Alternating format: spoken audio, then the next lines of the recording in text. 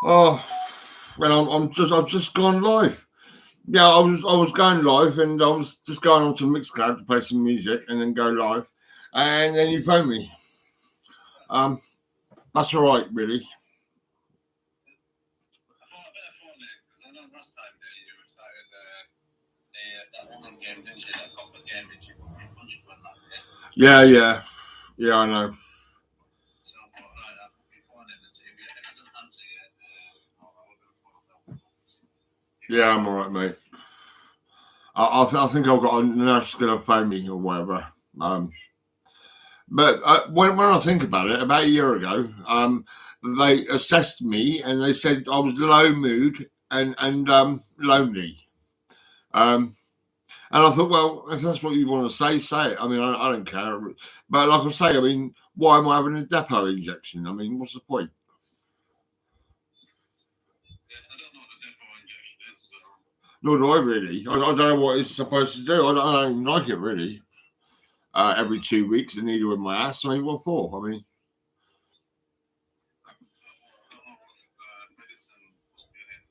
yeah. I just got I went up to the pasties right in the co-op shop, and I'll see them. They're down to £1 each, so I bought all of them. The 5 pasties I bought. I thought I'll have all of those. Yeah, you know what I mean.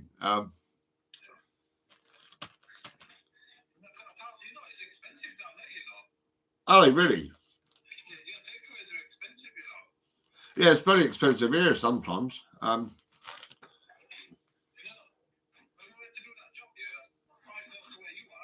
Yeah.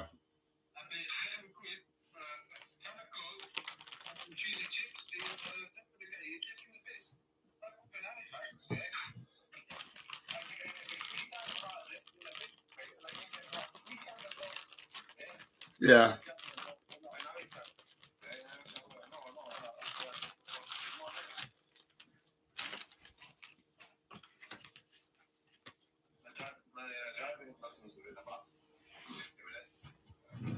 You having a driver lesson, isn't it?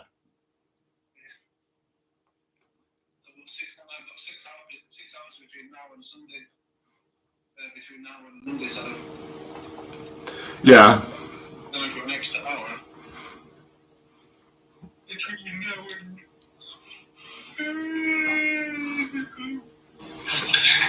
Between now and Wednesday, because I need to pass in it. Sorry. I need to pass. Yeah, I know you need to pass, mate. Yeah, I know. Like I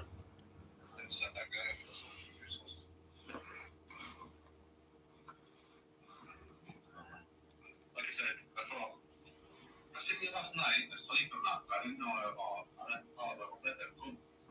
Yeah, I slept until about 4 in the morning. Yeah, he was on YouTube, he was alive and that, he was asleep. It's mad, isn't it?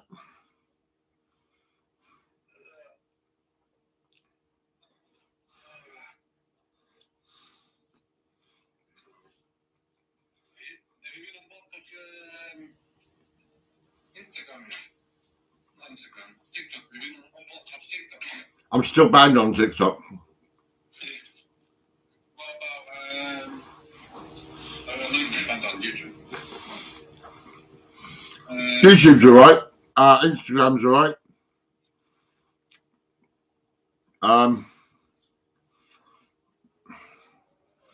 Facebook, I've got to wait about 5 days, I think.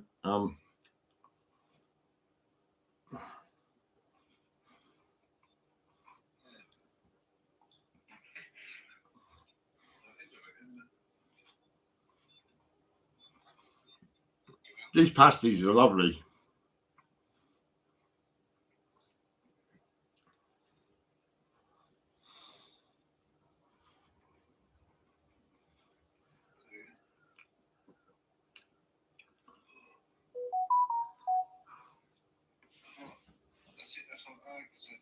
What time did you wake up? About a minute ago.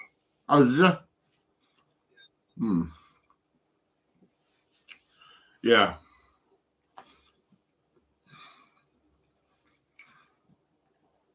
You can phone Melbury Lodge if you want and tell them.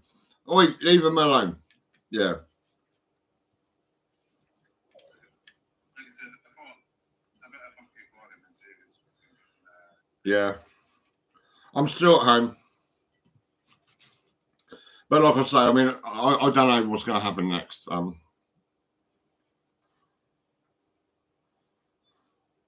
think anything about that. I hope not.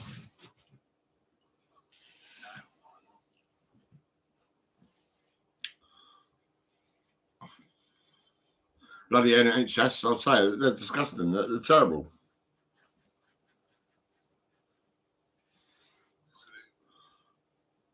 Yeah, like I said to you yesterday, he asked for some tablets, yeah? Yeah. Any tablets. They might say yes, they might say no. Say yes, but they say no. Yeah. It's not the end of the world. You give them an option then. You can listen, I give you an option. And if they say, well, it's not optional, that you have it, they say, well, ask them. Yeah. No, that's fine. Oh.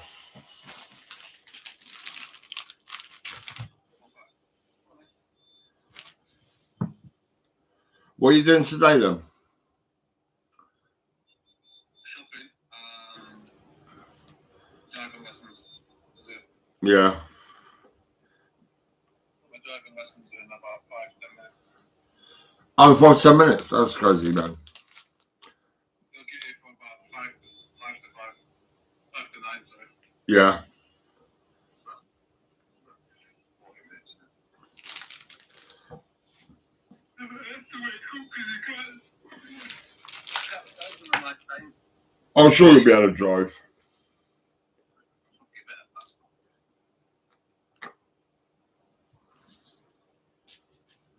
So we better, if I can pass you, I'll be happy with it that way. Yeah. I'm buying a private registration. Yeah. It's up at £900, but I'm going to try and get it for 200. Yeah. It's great. You know what I mean? What was it say? It's B7, right? And then my initials. B7. Can you imagine that? I want you to be a 10-year-old. No, I want to be 7. Do you get it? I want to be 7. Yeah, like B7. That's the number. That's the numbers. That's the registration.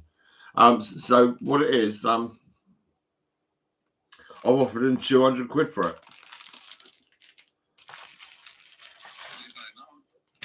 Huh? Well, if they want a bit more, I don't know whether I can afford it or not.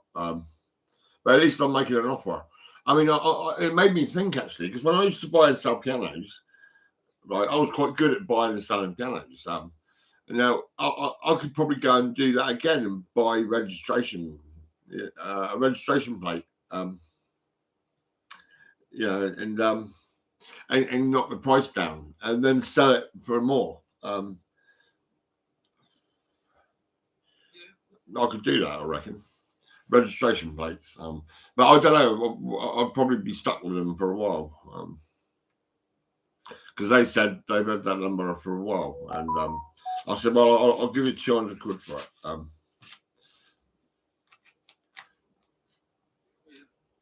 So I'll get a certificate.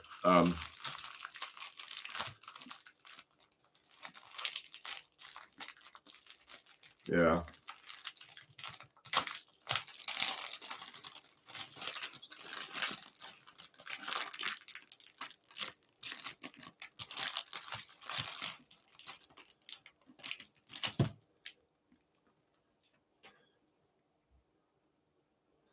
I just bought a new packet of tobacco. Bloody expensive. £29. Yeah.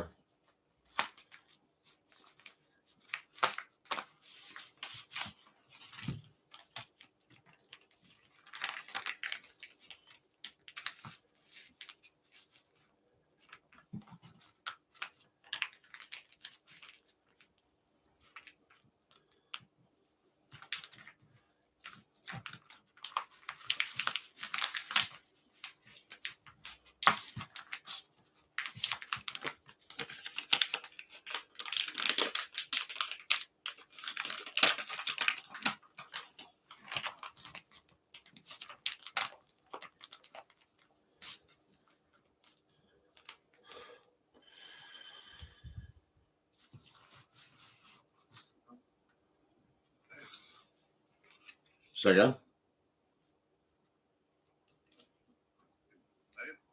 You're tired? Are you ready? Oh, do you want to get? Oh, you can't go to sleep. You got to get up, innit? Yeah, can't go back to sleep. Try to listen. Yeah. I didn't go to sleep until then, innit? Yeah, I kind of like was live. I was asleep on the set. It was crazy. Keep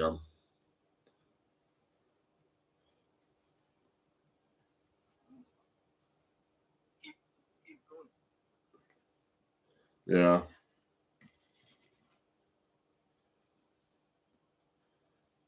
it's okay.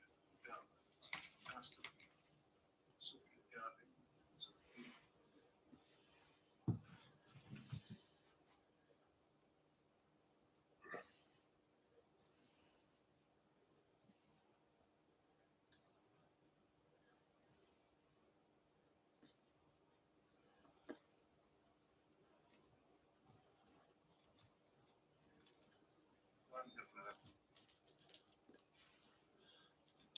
Ah.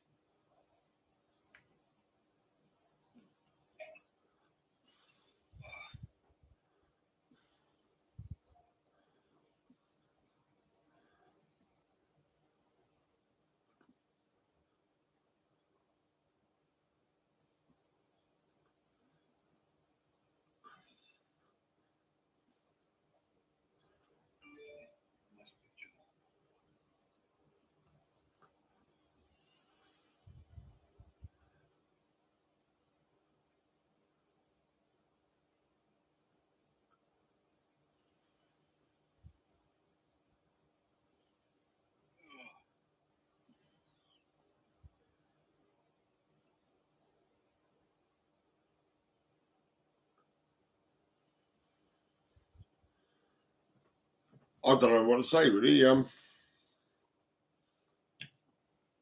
I tried to get a fridge freezer, but I've been declined again. Declined. I paid my installments and I still got declined. I couldn't believe it.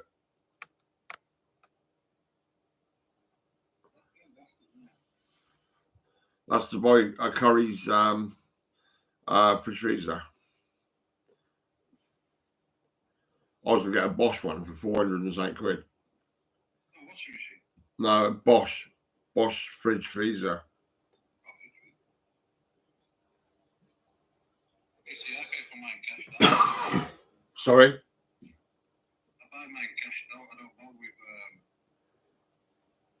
If you can think of it this way, if you can't afford it twice, you can't afford it. Yeah. That way, when you've got it, you know what I'm saying? Yeah. So no one can say to you, right, we want our money back, or we're taking this back off you.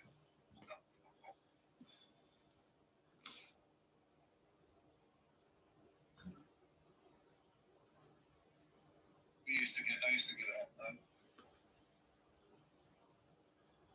That stuff on fucking London.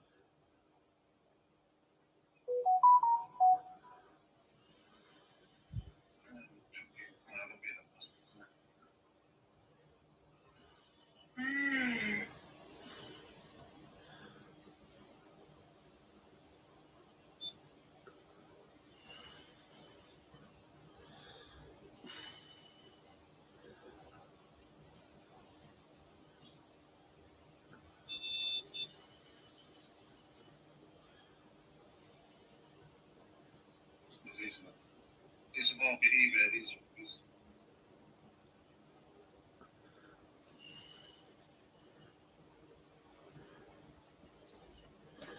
I might go on eBay later. I don't know what to buy though, to be honest.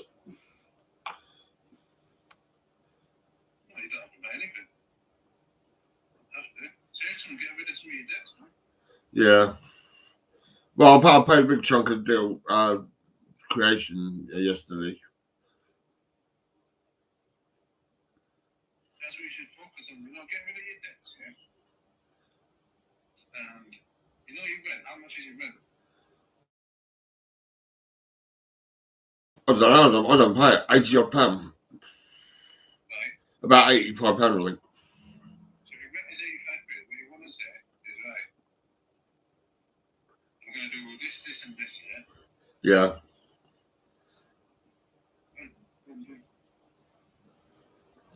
Yeah, I just paid it.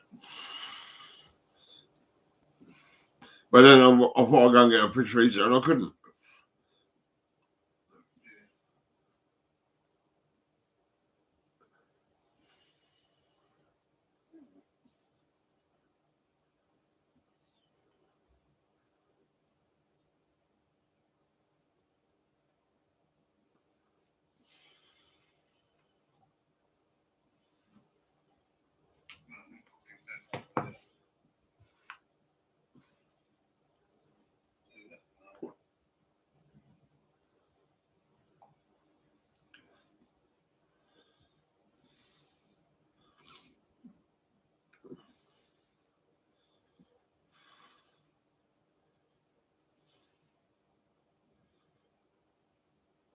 I got an all-day breakfast sandwich. £3 from the carp shop. £3 bloody quid for a sandwich. Like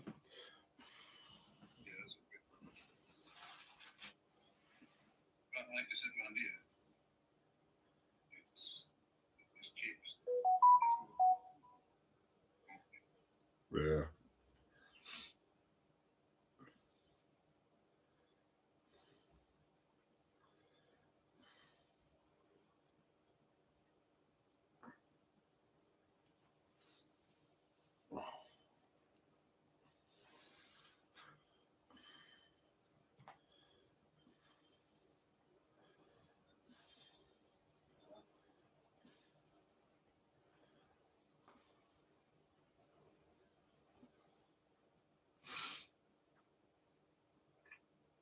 Oh, man.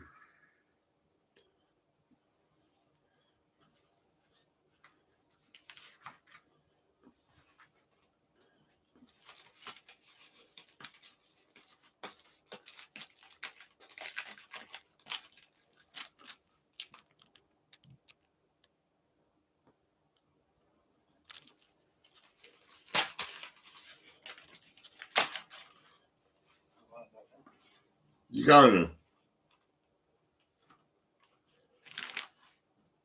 Yeah, I might have to in about 4 minutes and a half, yeah. Oh, mate. But like I said, I got a couple of them, yeah, who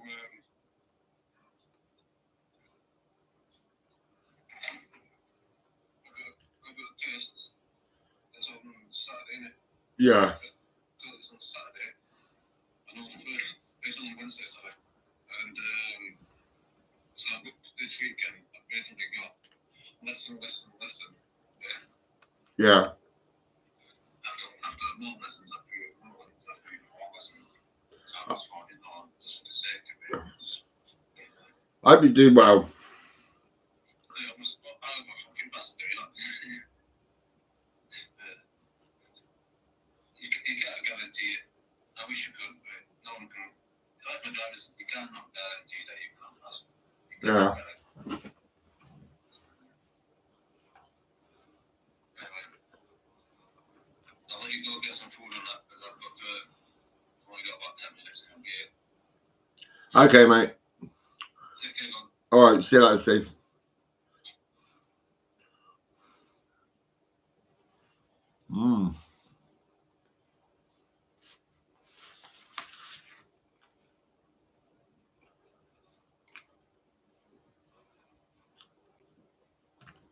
He does all my printing. My cups and things, you know. He done this.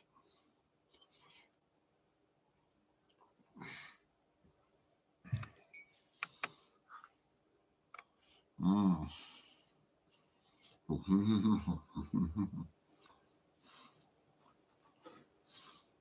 And there's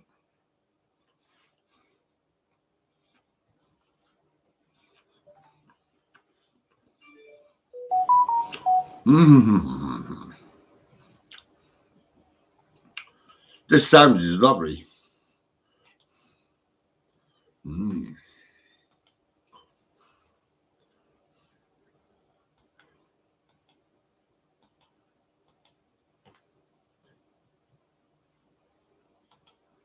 Good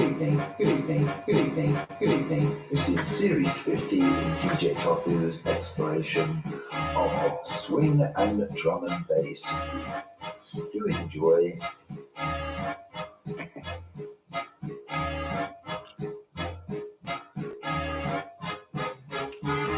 Be my love, my heart, be my own, so we've never ever be my all and all, my everything, be the one boy who could make me sing, be my love, my heart in the old time, but darling, be my darling, be my darling, be my darling, be my darling, be my darling.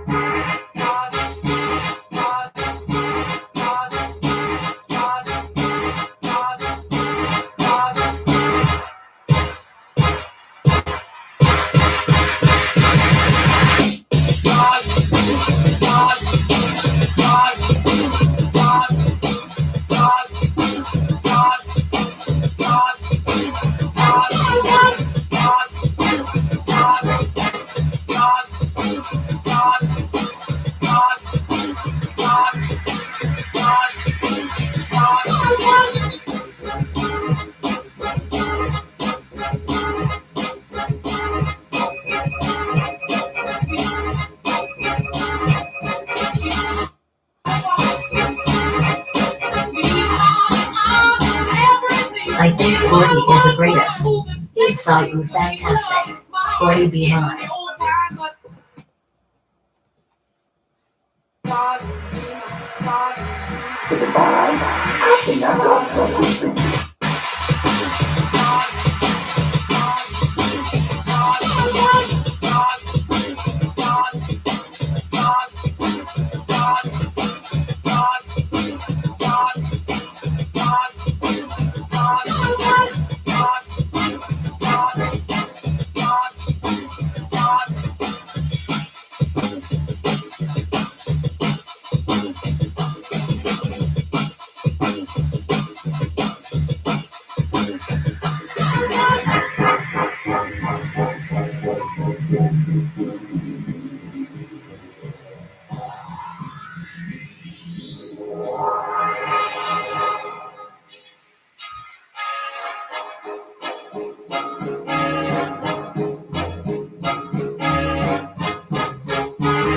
Be my love, my heart, be my own, so we've never ever be my all and all, my everything, be the one boy who could make me sing, be my love, my heart in the old time, but darling, be my darling, be my darling, be my darling, be my darling.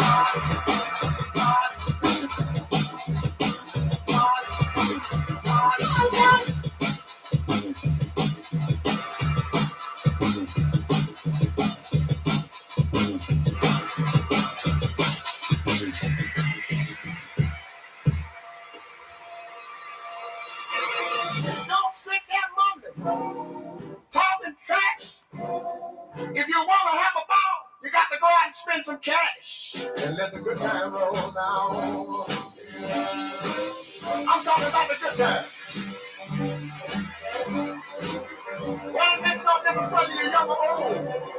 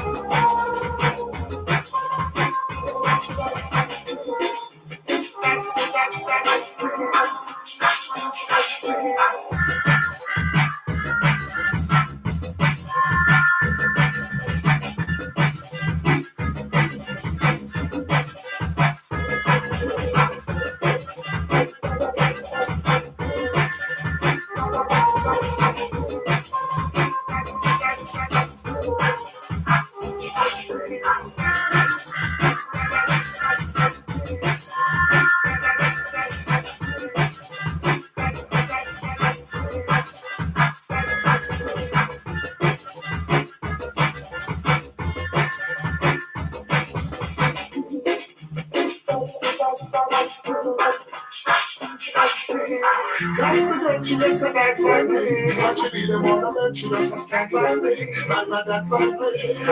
The one I never think she might like me. She couldn't pass like me. Nothing left, and that's that I can do. They gotta give me competition, and just dance and choose. Wanna finish so much, I wanna play.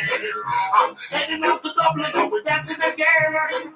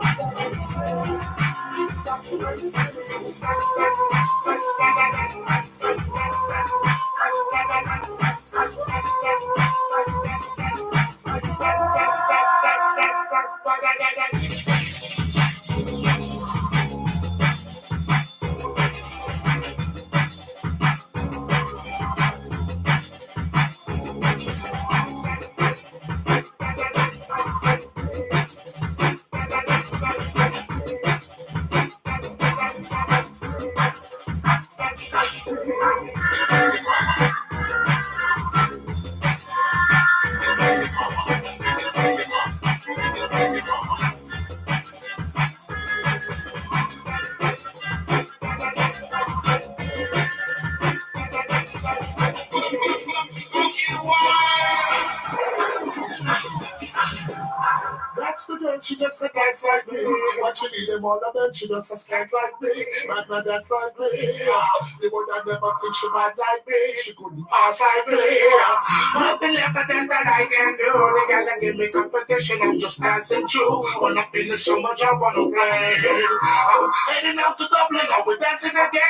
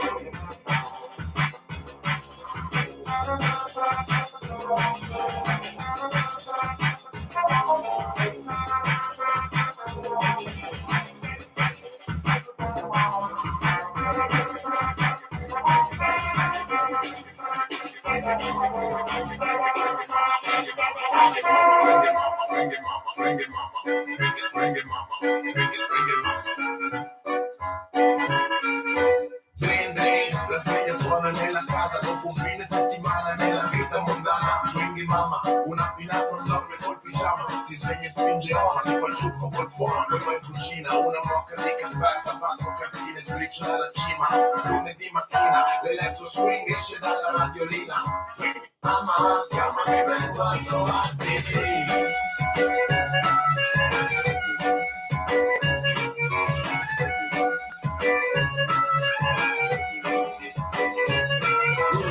Swing it, mama. Swing it, mama. Swing it, mama. Swing it, mama. Swing it, mama. Drin, suona il campanello. La voce nel citofono mi dice sali bello. Oh, la swing mama. Rossetto sulle labbra. Sorriso, trucco e sguardo. Effetto abracadabra. Magia, scatta la sintonia. Sei come una regina dalla camera, dal letto alla cucina. Via, le carote, le patate, il basilico. Menù mezzo vegano e mezzo afrodisiaco. Sai com'è, io non posso resistere. Se vuoi provocarmi, le pongo le armi. E non serve insistere, io voglio guardarti e voglio assaggiarti. Swinging mamma, chiamami, vengo a trovarti.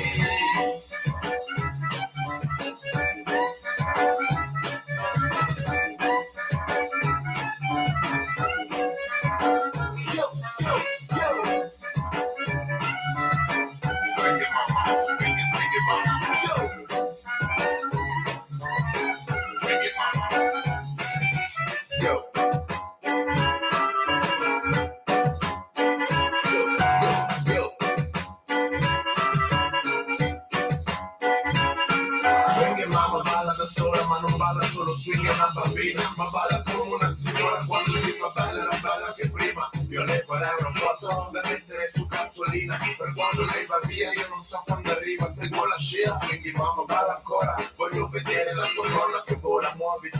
Segui il tempo come sai fare. Lasciami questi ricordi per sognare.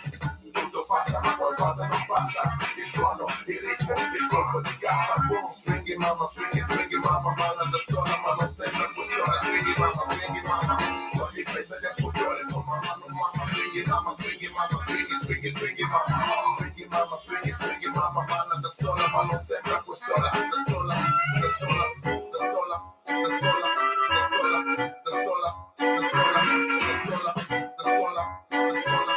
Swinging mama, chiamami, vengo a trovarti.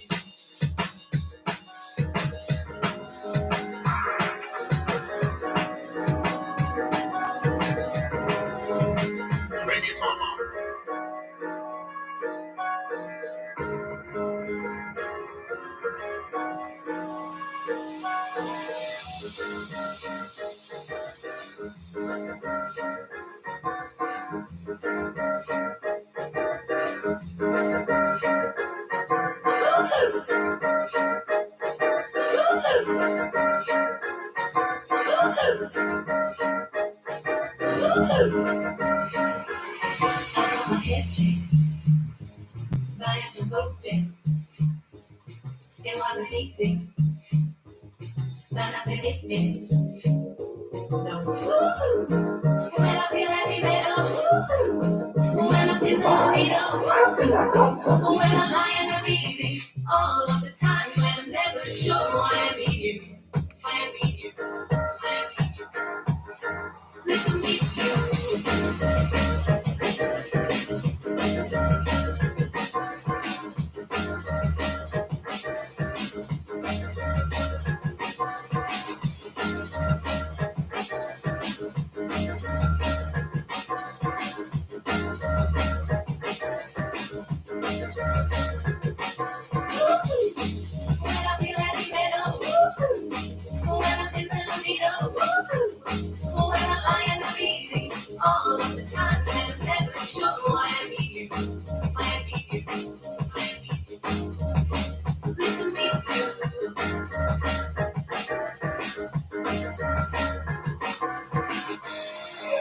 DJ Talking.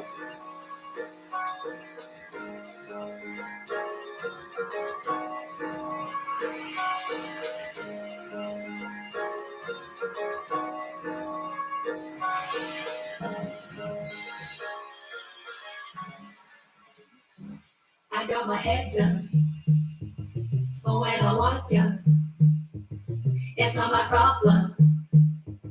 It's not my problem. Woo-hoo. When I feel heavy metal, woo-hoo. When I'm pissing a needle, woo-hoo. When I'm lying uneasy, all of the time, but I'm never sure why I need you. Why I need you. Why I need you. Listen to me.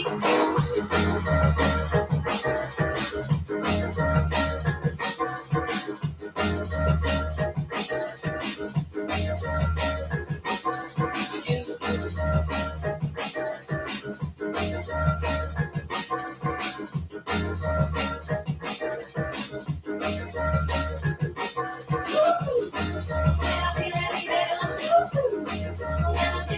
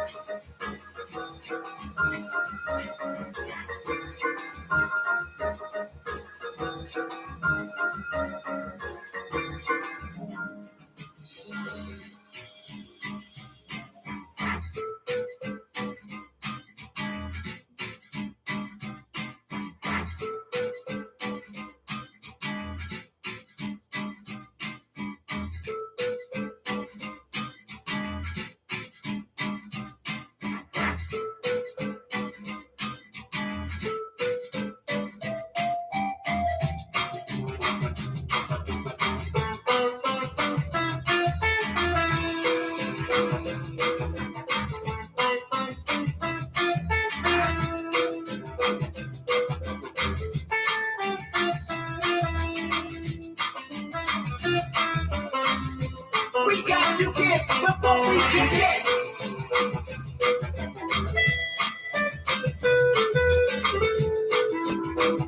Before we can get.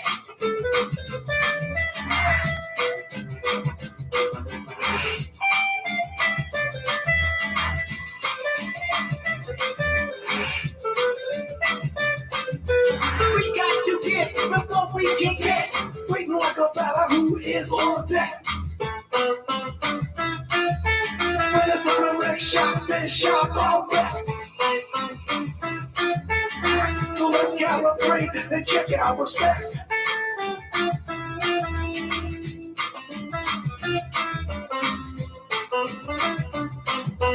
We got to get before we can get. Before we can get. Before we can get.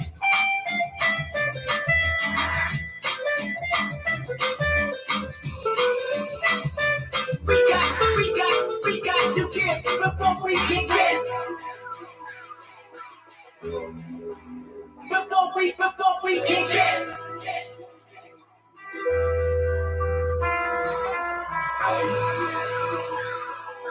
Sounds of the 1920s to 50s remix in a drum and bass style. DJ Tafu.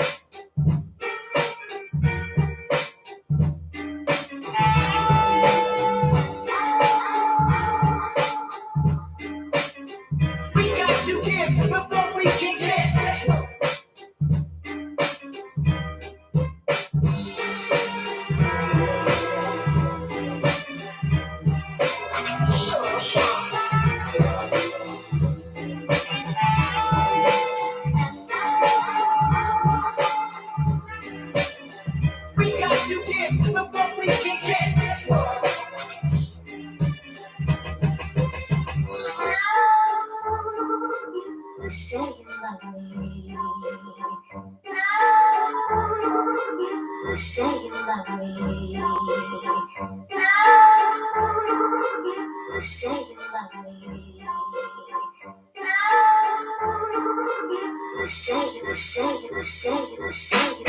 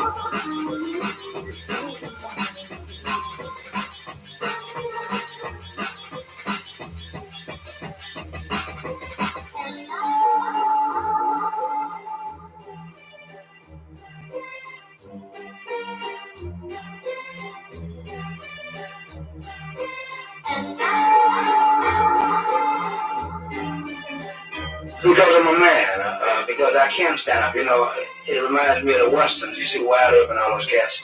They could be bought out by a lot of people, and they won't be bought out because they prefer manhood, they prefer right and decency for everybody. And this is what I prefer. I can keep on going to the bank and that would be it. But unfortunately, I'm not as wealthy man as most people say I am. I'm wealthy for one thing because I got right, I got decency, and I can go down, I can lay down and close my eyes, close my eyes, close my eyes, close my eyes, close my eyes, close my eyes, close my eyes, close my eyes, close my eyes, close my eyes, close my eyes, close my eyes, close my eyes, close my eyes. But money wise, my eyes. But close my eyes, close my eyes, close my eyes.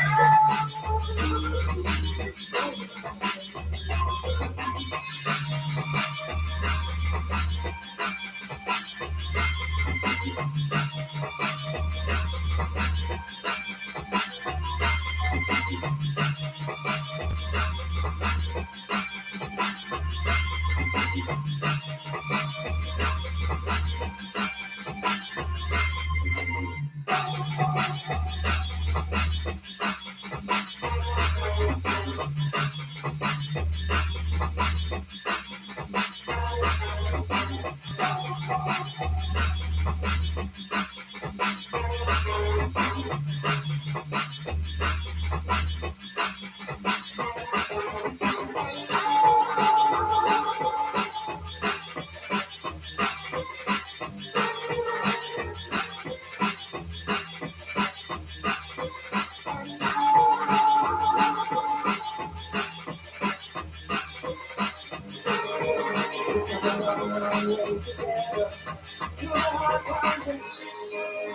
come a long, long way together through the hard times. We've come a long, long way together through the hard times and the good. I have to celebrate you, baby. I have to praise you like I should. We've come a long, long way together through the hard times and the good. I have to celebrate you, baby. I have to praise you like I should.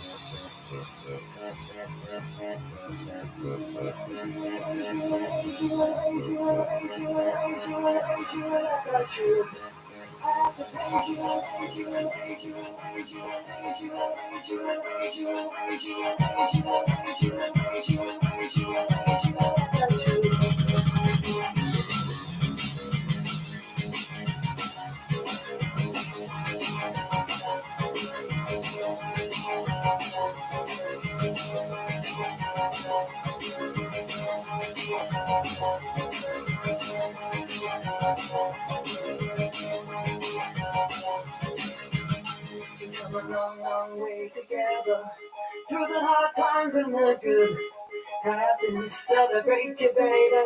I have to praise you like I should. We've come a long, long way together. Through the hard times and the good, I have to celebrate you, baby. I have to praise you like I should.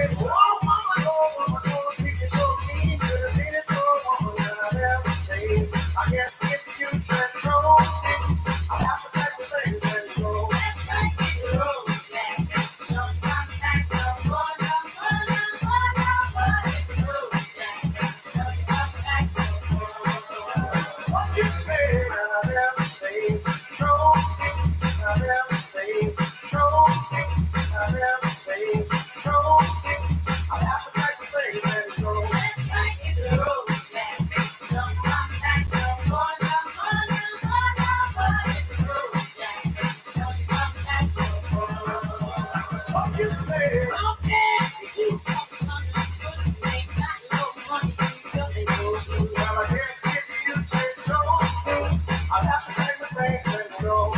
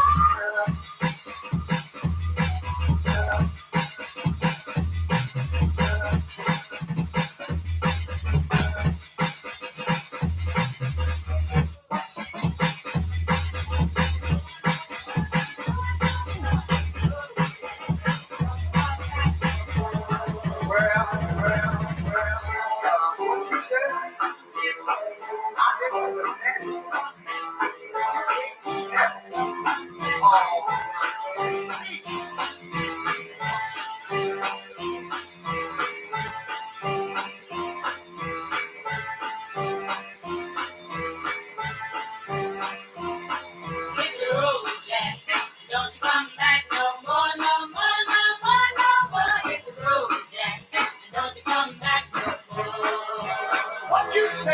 Hit the road, Jack. Don't you come back no more, no more, no more, no more. Hit the road, Jack. Don't you come back no more. What you say? Oh, woman, you can so mean. You're the meanest old woman that I've ever seen. I guess if you said so, I'll have to take the things and go. That's right, hit the road, Jack. Don't you come back no more, no more, no more, no more. Hit the road, Jack.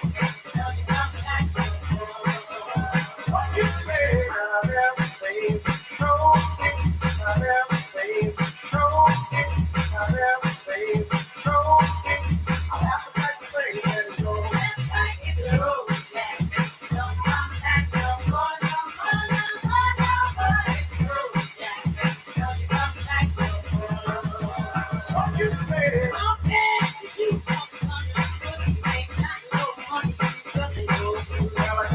if you say so, I'll have to take the things and go.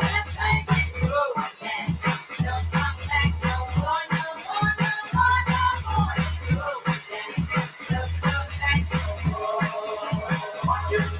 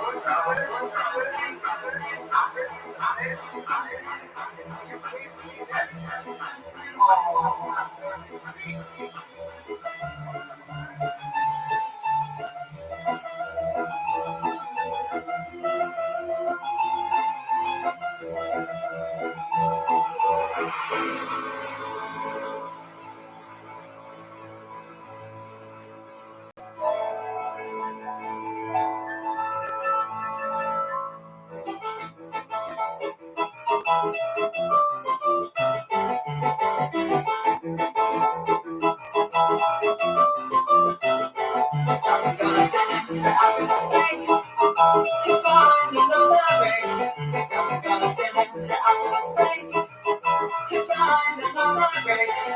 I'm gonna send it to outer space to find another race. I'm gonna send it to outer space to find another race.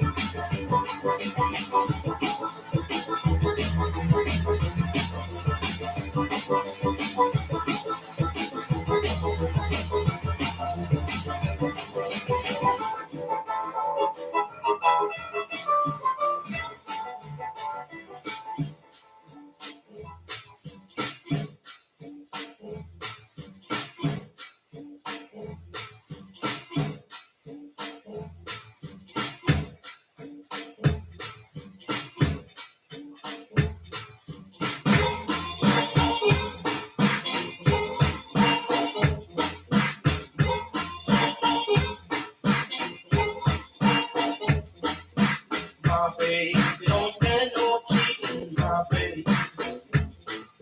Oh yeah, she don't stand no cheating, my baby. Oh yeah, she don't stand no cheating. She don't stand no that midnight creeping, my baby. True little baby, my baby.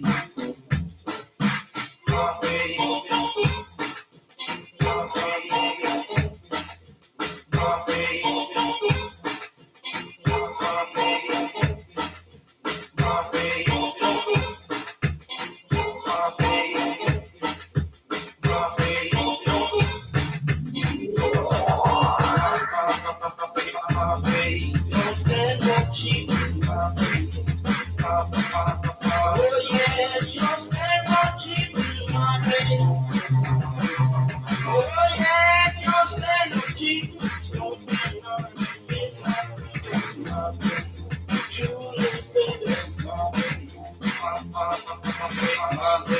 I know she love me now. Oh yes, I know she love me, my baby. Oh yes, I know she love me. Not let me so good, my baby. Truly, baby.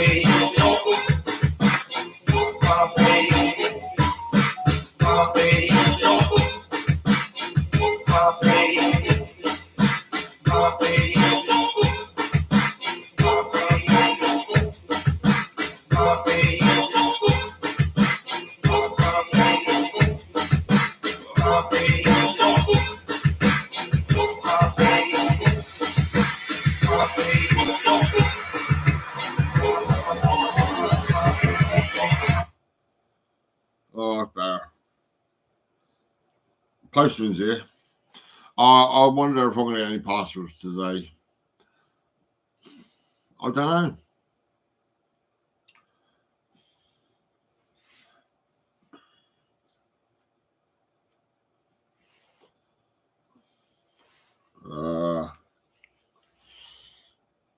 Oh, look, please. Lego, please. That's crazy.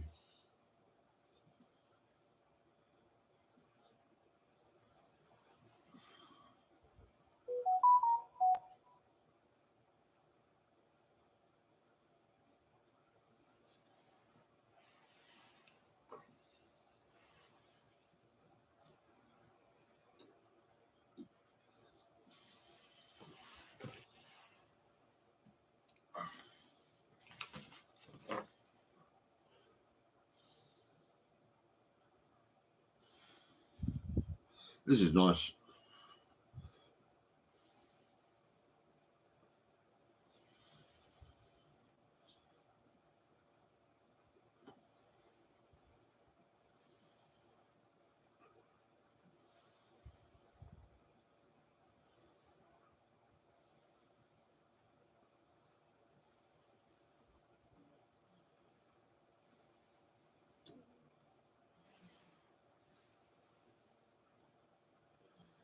Oh.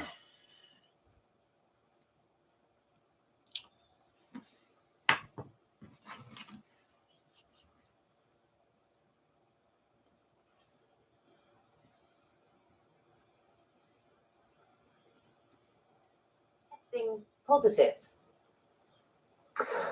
It's certainly an increase in numbers, up by 150% or so. As Linda says, not ideal for this time of year, but there are factors that will explain why we're in this position. We have de-escalated. We've got far fewer control measures now.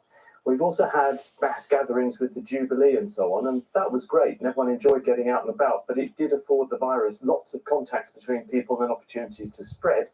We've also got these variants, BA4 and BA5, which are variants of variants and do have a transmissibility advantage. They spread better, it would appear.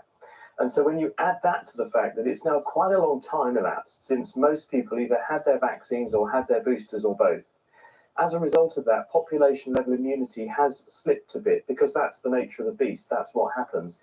And bringing all that together, it's why we're seeing an enhanced number of cases. But reassuringly, those are remaining cases with very few severe consequences. Most people are catching the infection if they're going to. They'll have some symptoms, but thankfully it is not translating in the vast majority of cases into severe disease. And the evidence for that is the number of people in intensive care with COVID remains incredibly low, around about 100. And this time last year, when we were staring Freedom Day in the face, which we deferred a little bit because of the arrival of Delta, if you remember, we had hundreds more in intensive care and only a tiny number of cases really of coronavirus in the country. So we've really weakened that link between catching the infection and becoming severely unwell. And that shows us that the vaccines are working. And it is obviously reflecting in the way we're behaving, Linda. I mean, we had Jonathan Van Tam, Sir Jonathan Van Tam, saying he doesn't wear face coverings anymore. He did say it would depend on the circumstances, but he says we've got to learn to frame those risks for ourselves. I think absolutely. Professor Van Tam was obviously putting forward his perspective, and I think, as you say, he did say that if he was in a busy, crowded, cramped environment like public transport with lots of people, he would pop a face covering on. Interesting, I was looking at the data here, Naga, and although we're still strongly advised to wear one in Scotland, up in April we were 75% of people saying they were still wearing one when they were encountering people they don't normally live with outside of their home, and now it's down to 29%. So we have seen a big behavior change there. I think what I would say to people about face coverings, you do have to make your own risk assessments, decide what's right for you.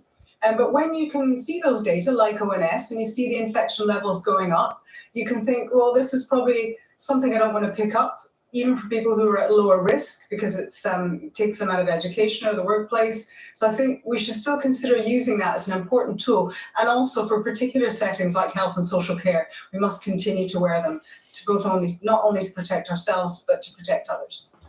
Chris, just take us into different. I'm not wearing a mask. Talk to us about monkeypox, because we were talking quite a bit about that over the past few weeks, and those groups who may be vulnerable and whether vaccination programs should be introduced. Talk to us a little bit about that.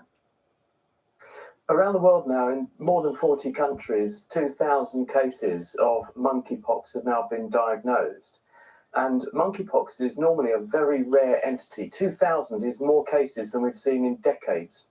And outside the geography of where this thing normally exists, it's normally an endemic infection, in other words, a native infection, naturally of very small animals like rats and squirrels and mice in certain parts of Africa. There's a handful of African countries where this is an endemic disease. And when we do pick up cases, which we rarely do in countries like this one, then usually there's a travel history attached to them. But from the middle of May, we suddenly saw a jump, and we started to see cases with no travel history attached to them. But what we did see when people began to investigate was that 99% of those cases are men, and almost all of them are men who are either gay or bisexual.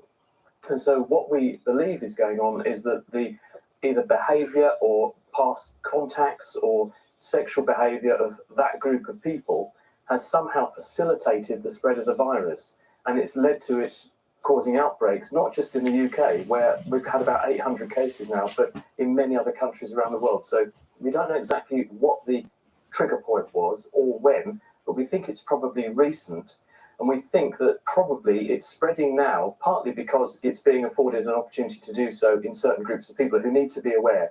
And so sexual health clinics are being advised to look out for this. People in the gay community are being advised to look out for this. But we don't know exactly why it suddenly started to spread. But one theory, apart from people travelling more, is that in the 1970s, we stopped vaccinating people against smallpox. And smallpox is a member of the same family of viruses, and we can treat monkeypox and prevent infection with monkeypox with the vaccine that also prevents smallpox. So we think that over the past decades, the number of people in the population that are immune to monkeypox has slowly dwindled. And this means we're now at a tipping point where there's enough people who are susceptible that it's easy for the virus to sustain a transmission chain in the population. We don't know exactly how it's spreading, but close personal contact is probably the route. And people catch this when they spend close periods of time with other people who have got infectious lesions, because this monkeypox causes blisters on the skin. They can be quite subtle, but they're laden with virus. And if you're close to somebody and they get onto your skin, or they get onto clothes and other objects, the virus is quite stable. You can pick it up from those objects, and it can then get through your skin, or if you get it into your eyes, nose, mouth, you can become infected. And people need to look out for the symptoms if they've got a past history of contact with somebody who may have themselves had it or been in contact with somebody. It generally causes a high temperature. It causes glands to swell up, so you get bumps in your neck and under your arms and so on. It also causes muscle weakness. People feel very weak and knocked off. And then they start to get the symptoms. You should try smoking this weed, mate. You know what I mean? If you get those symptoms, please do go for help. And do please make sure you don't go and mix with other people until you've had a proper diagnosis. It could be something completely trivial, like chickenpox or shingles. So it's important to rule those things out too. Linda, can you just, if we were to pick a topic this week, that people are talking about at home, a condition of some kind that's affecting the most people, it probably would be hay fever, I'm thinking. Any thoughts for us there? Because it's really debilitating when it kicks in. And anecdotally, hearing a lot of people who are maybe affected for the first time. That's right. I think there's a number of things going on here. Our behavior was different in previous years, of course. Of course, we could go outside, etc., even when we had periods of restriction during the pandemic, but people weren't interacting in the same way. They certainly weren't traveling in the same way. They weren't encountering pollen to the extent, which is one of the sources of hay fever, to the extent that they were before. So our shifts back to more normal patterns. Of course, people are discovering the things that they're susceptible to. And as you say, Charlie, hay fever is very common, that they haven't experienced to the same severity for a while is coming back. And that's, of course, the case with colds and flus and other things. We've seen in the Southern Hemisphere real signs that there's a big flu season at the moment they're concerned about. So hay fever is just something we have to manage every year. Those that have it will know what works for them. There's a lot of effective medication. I think we talked in recent weeks about one that was had a shortage, but I understand that's been resolved. And so people should just try their best to manage it and get through this period. And of course, always keep an eye on that pollen index and think about the weather and what you're going to be exposed to. So I think it's just a reminder for all of us, while we're talking about things that are affecting very few people, like monkeypox, COVID that's affecting a lot of people, but we're managing it pretty well. And then other things that we just have to, manage through public health and our own behavior and medicines every year. And, these things will continue to be with us. But I know there's many people I know who, even though I'm enjoying the better weather, for them it's a tricky time of year, and they're hoping to get through this summer and manage their hay fever symptoms. Linda, you may remember around this time last year that Chris invited you for a tractor ride. Do you remember? I do remember, and I remember the video of Chris on the tractor, which is hard to forget. Did you ever take him up on his offer, Linda? No, I haven't actually. Is there another offer coming? Well, we'll have to ask Chris. Chris, your blue tractor? Linda, are you coming? We're going to do it again tomorrow. And I've got the. I'll change channels. So across Cape. And take on a mind-boggling made to measure. If it had been a Teletubby, who's like a sexy lady. Who'll be speeding like a bullet train to the final? I can do this. And who'll be bidding sayonara to the sewing bee? Oh no. Would it not be better just to measure your model? I say nothing.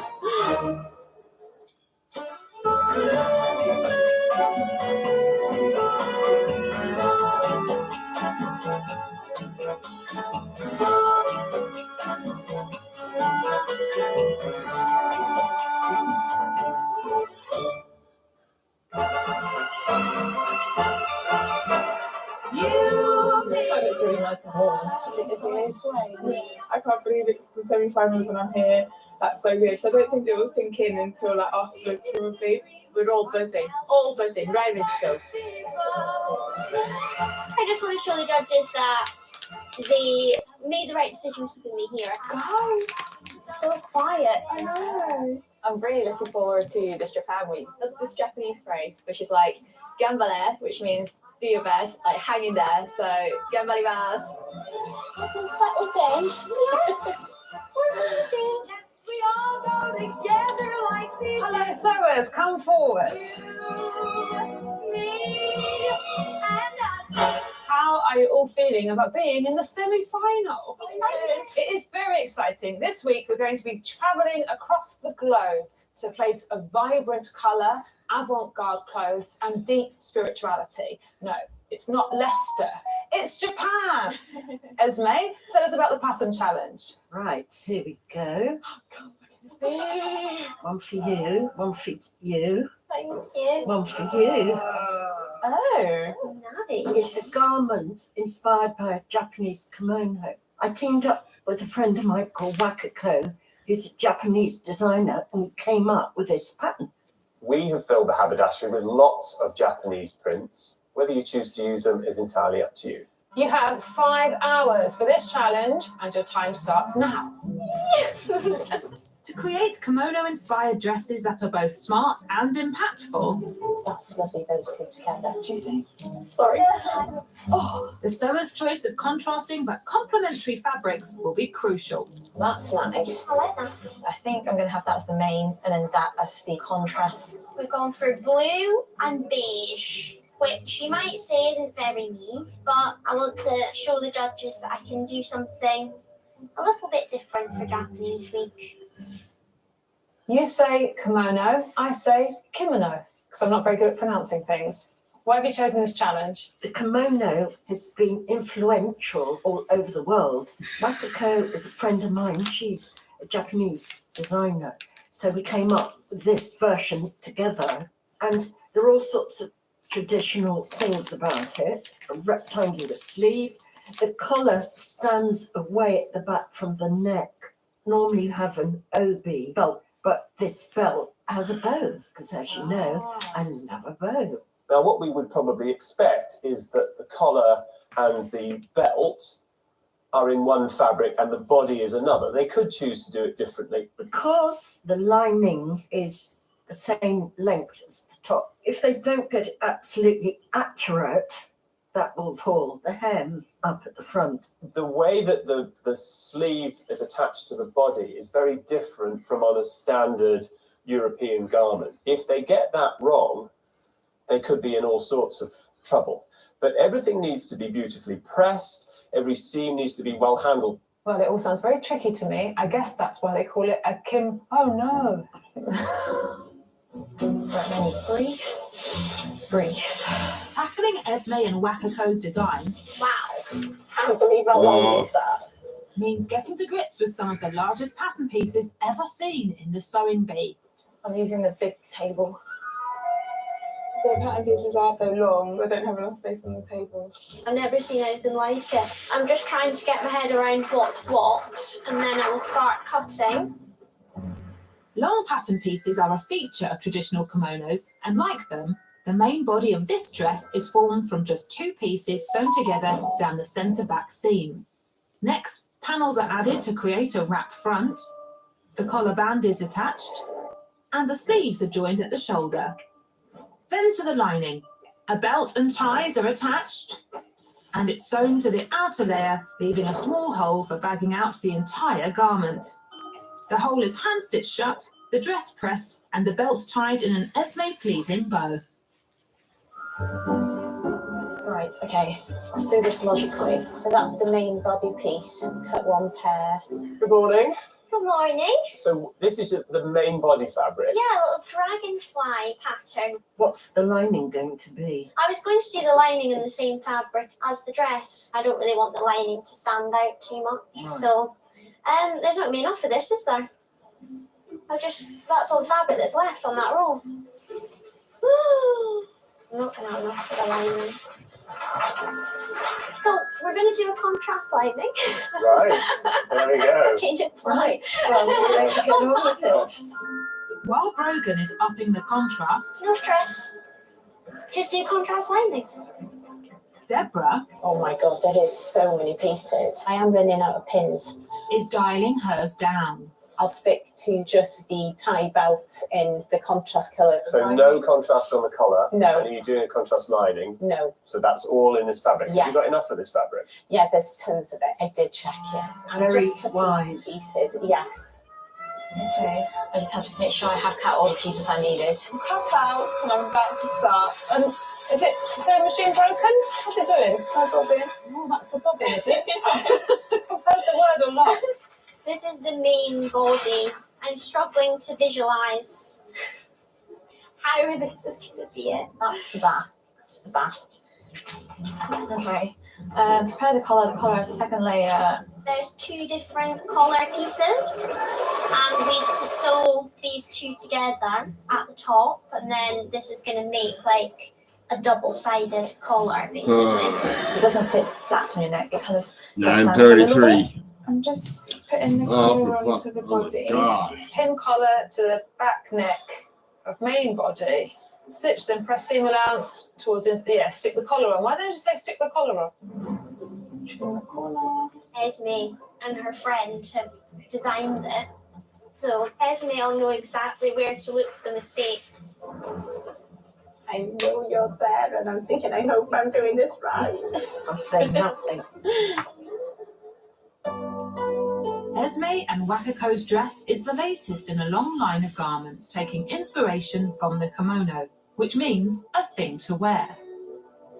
Although widely worn in Japan since the 16th century, the kimono hadn't been seen by many foreigners until the mid-1800s, when diplomatic and trade relations were established with the West.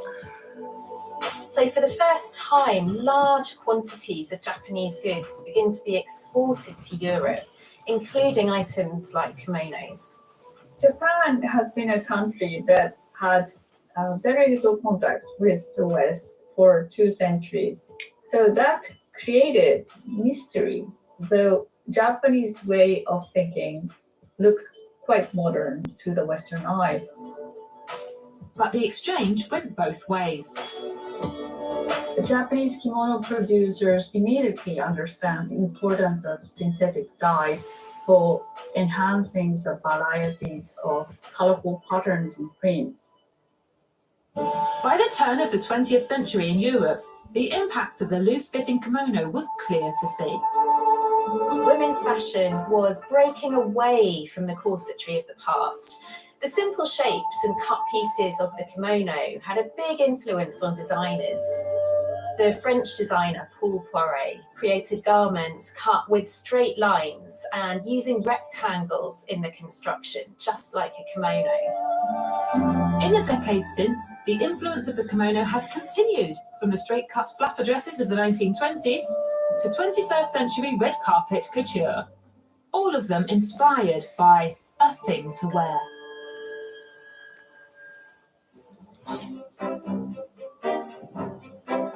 Ta-da! And that's how you make a sign that says, you're halfway through! Keep calm and carry on sewing. Now I'm assembling the sleeve. Right, sleeve is here. If they're to achieve the dramatic rectangular sleeves Patrick and Esme are expecting, I think it's traditional of a kimono to have really big, almost like grown-on sleeves. the sewers will need to get to grips with an unfamiliar arm construction. Place the sleeve onto the main body, armhole edges together. Okay, I can do this. I can do this, yes. No, yeah, I can do this. Touch. like this. I'm starting to see more shape as we're putting things together, which is good. As with the traditional kimono, the sleeve is sewn to the body just around the top of the armhole. It's open underneath the arm, which I wasn't expecting. I kind of thought I'd read the instructions wrong. A little air vent in case you get really hot, maybe. Ooh, I like that. Because you could tickle someone really easily. Deborah's just like, what is it? I'm trying to do serious work here, Pasco. Oh, hello, tiny tree. What's your secret? Oh, okay. I'll tell them. You've got an hour left. Oh my god, an hour. Don't panic, don't panic. I've done the sleeve now. That's okay, Manny. What I really like is the side gaps. Yeah. Sometimes you just want more leg room, don't you, to do things. As you're pregnant as well. I'd rather not wear any clothes at all. This is just the right amount. Mooch around in that. Okay. With the outside of the dress complete, Next bit. the sewers can move on to the inside. This is my contrast fabric. Some others have got different colour lining. I haven't. Mine's the same. To make her lining stand out, Anne is taking a different approach. So I've gone for 2 fabrics, dark red, and then the beige, because I'm hoping that they'll like that. For the belt, we're going to create a tube, I think. And then we've got to turn it through. Oh my god, look at the size of this belt. Mine's stuck. It's just quite hard, isn't it? Ah, I've got it. I'm trying to create an incredibly successful anime series about a bobbin. You've got 30 minutes left. OMG. Oh no, only 30 minutes. I literally have so much to do. Once the belt is attached, I think the belt goes through the splits we've left at the side of the side seams. the lining can be sewn to the outside of the dress. I'm pinning the lining to the bodice right now, and it's a bit confusing. Look at the tail of this thing. Oh no.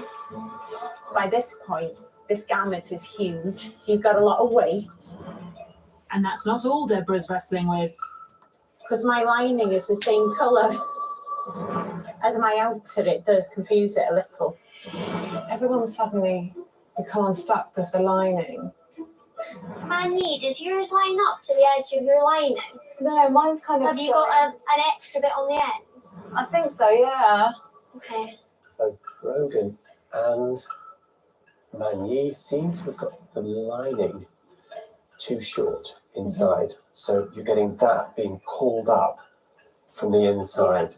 Okay, I really hope that's right. I've sewn it, but I have no idea if this is right or wrong. We are about to go to the more trickiest parts. We've got to turn it through. So you're bagging it out. Bagging out is always mind-boggling. You're turning something inside out, but also it's big pieces of fabric, so that makes it more complicated. Right. You've got 5 minutes left, everyone. Oh god. I feel like I've done something wrong. Where are you supposed to leave the gap to pull it through? To the centre back. I didn't leave a hole. I'm trying to unpick a hole so that I can actually get this through. If I don't pull this through and it works, I'm going to have a breakdown. What on earth is this? I'm having a fight with it. You've had enough of it. You're screwing it up, throwing it in the bin. What's the right and wrong side of this thing? Well, that's the big question, Deborah. So stressful. I think have I done it? Yay. Okay, so I've got this. Cool. And then literally hand stitch the end. Oh my god, my hand is shaking. It's not great hand sewing at all. I'm just gonna press it. 1 minute, everybody. Almost there. No way I'm going to press it. It is finished. I don't know how that's happened. No, I've got a cleat there. That's not supposed to be there. Unfortunately, I've misunderstood something inside. So frustrating. Get them on the mannequins. I mean, I've tried. How do you wrap it? Remember, it's leftover right. It's like leftover rice. That's how I remember it. Oh, how annoying. I've fallen at the last hurdle, unfortunately. So this will be crushed kimono sheet. So that is your time. Now, East meets West. Let's find out whose is the best. Bring your mannequins forward. I got it the right way round. 4 kimono-inspired dresses made in just 5 hours.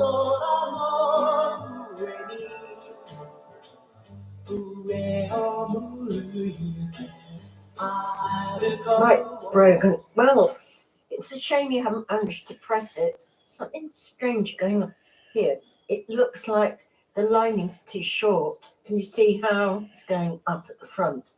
Brogan, I really like the combination of this plain woven cloth with the print. The shape of your sleeve is very nice. You've got a good corner. Let's look at the hem.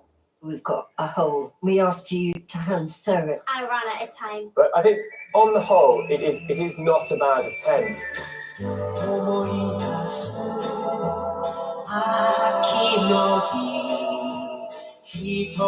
like the print that you've chosen for the main body fabric.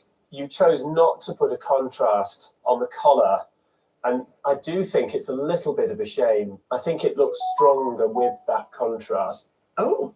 I really don't like those O's. I know they're never a good sign. Yeah, it's never, oh, No. this is great. This sleeve, it's very strange. I think you've sewn this sleeve too far down. That's quite a big error, because what it's doing is it's dragging all of this side and it's pulling all of this tight. I think it would have been easier for you to see your mistakes if you'd had a contrast lining on. I think it's a real shame that you've made this blunder. Most of the rest of it, I'd say, is pretty well handled.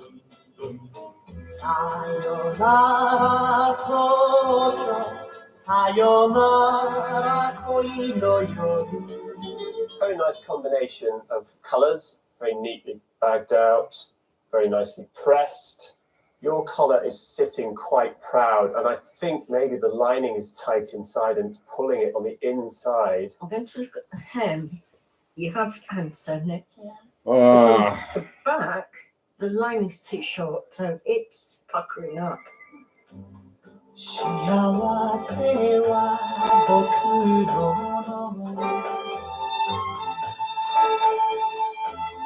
I really like your choice of fabric, and I like the contrast. It has impact. Let's look at the hem. You have sewn it up. I think it looks absolutely beautifully sewn. It looks crisp and precise. The shape of your sleeves is absolutely beautiful. Oh, wow. It's a good ooh. There is one. It's the right kind of ooh. Look what she's done. Yeah, she split the lining. I think it looks great. I can't commend it highly enough. Patrick and Esme will now rank the kimono-inspired dresses from worst to best. In 4th place is Deborah. How you attach the lining to the sleeve was a mess. Thanks. In 3rd place, it's Brogan. You didn't quite get it finished. You didn't have time to press it. In 2nd place is Magnier. The lining's too short. Which means, in 1st place, it's Annie. Annie, yours really was in a different league today, so incredibly well done. Thank you. Honestly, sewing that, I definitely would not have thought I'd have come first, because I had no idea what was going on. I'm just looking forward to get to the transformation and try and blank out what happened earlier. I could spend days trying to figure out what went wrong there, but I'm just gonna put it behind me and move on. Japan Week hasn't exactly been a holiday so far, but I've got my fingers and toes crossed that the transformation goes a bit better for me. Hello again, sewers. It's time now for the transformation. This is the one where you take old, forgotten ingredients from the back of the cupboard and make a fresh, steaming bowl of noodle soup. Patrick, what are they transforming this week? Well, we think you're all going to have a ripping good time with some worn denim. We would like you to repair and beautify these worn items using a very traditional Japanese technique called sashiko.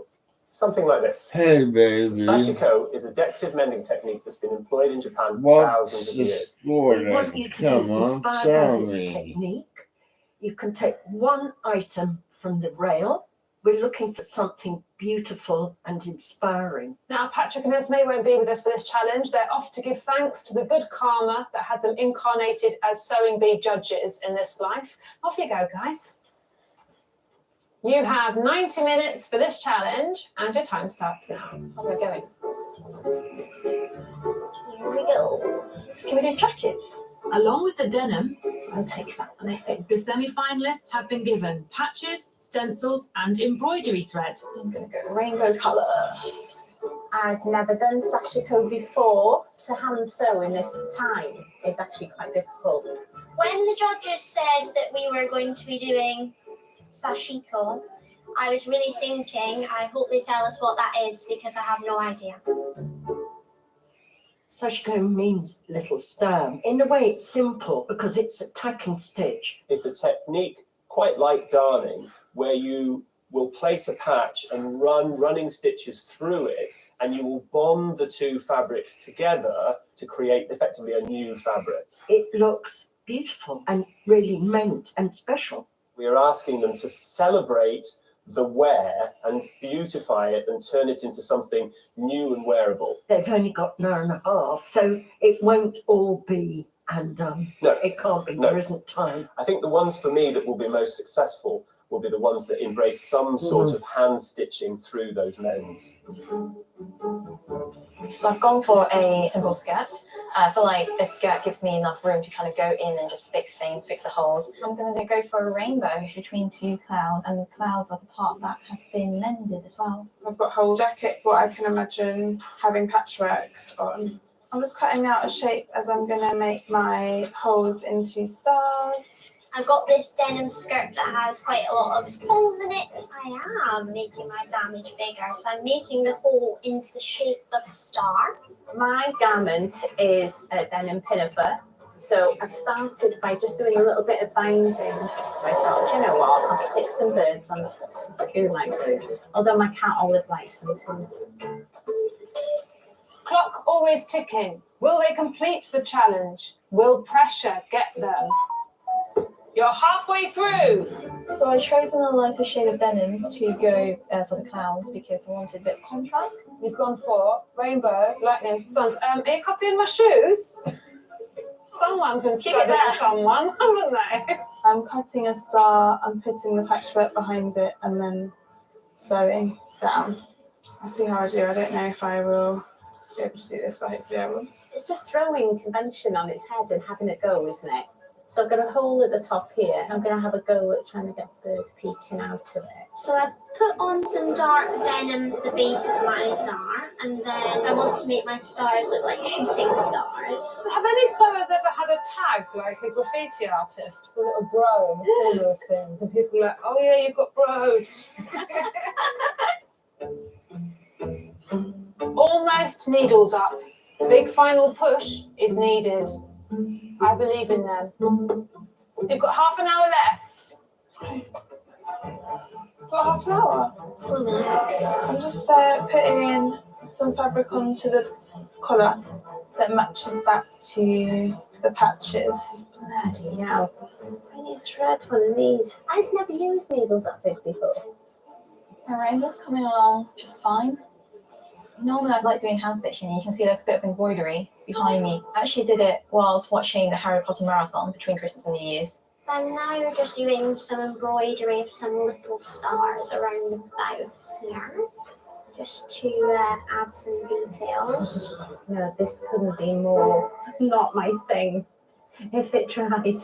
Hey, I'm the angry one in the corner. Yeah, what are you grinching about? What is it? You hate fixing things. Don't hit me with the thread. No, I wasn't. I was lightly encouraging you. 15 minutes. I'm trying to get it into a lightning shape. I find it hard to get any ideas of women. I just did the worst birds in the world. I've gone and added some pearls now because I thought they looked a bit celestial, so they kind of go with the theme. We're getting very abstract today. 5 minutes, everybody! Oh my god, I'm really not enjoying this. I'm just adding some more embroidery stitches on. It's just a star down the back centre. I am basically doing the sunbeams, but I haven't actually looked around to see what everyone's doing yet, so I don't know whether what I'm doing is right. Where's the needle? Where is the needle? It's there. 1 minute left. Oh my god. It's not perfection, but I went with my idea and I'm fairly happy. Needles up, sewers, that is your time. Bring your mannequins forward and muddle them up. Oh, looks so cute, Manny. I feel I should have done more. It is what it is. It's not my fault at all. Up in there and line with that. There you go.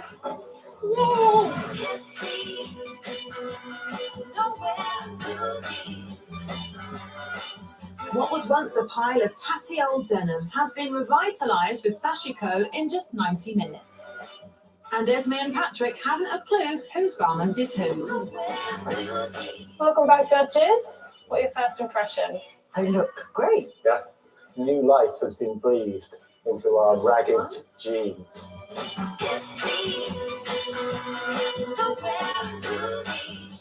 Right, the theme is stars. We've got the embroidery in little stars. These have been machined on. This one hasn't been machined on, but I do wish they'd gone over the edges so it looked more like the proper mend. I very much like the colours in this Dutch wax print, and I like this turquoise fabric that is just peeking through. I think it needed more sashiko. Yeah.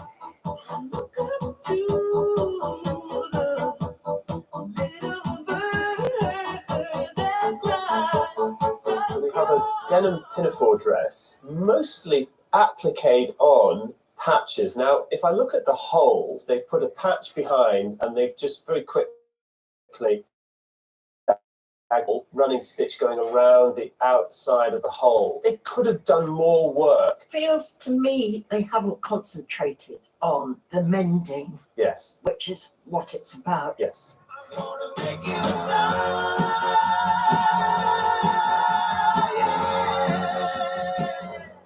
Right, so we've got denim skirt, we've got stars, pearls. I think this is the trail of a shooting star, you're and right. these are other stars in the night sky. Yeah.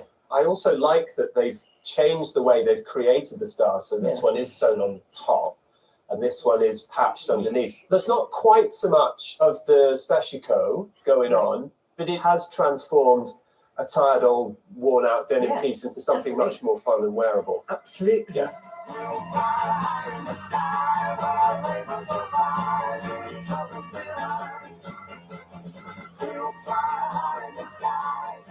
Well, I love this. They have put denim behind the holes and then they've embroidered over the top. All of the colours are beautiful. We've got shades of blue and white, and then we've got this fabulous hand-sewn rainbow going between the two clouds. It does reflect sashiko, doesn't it?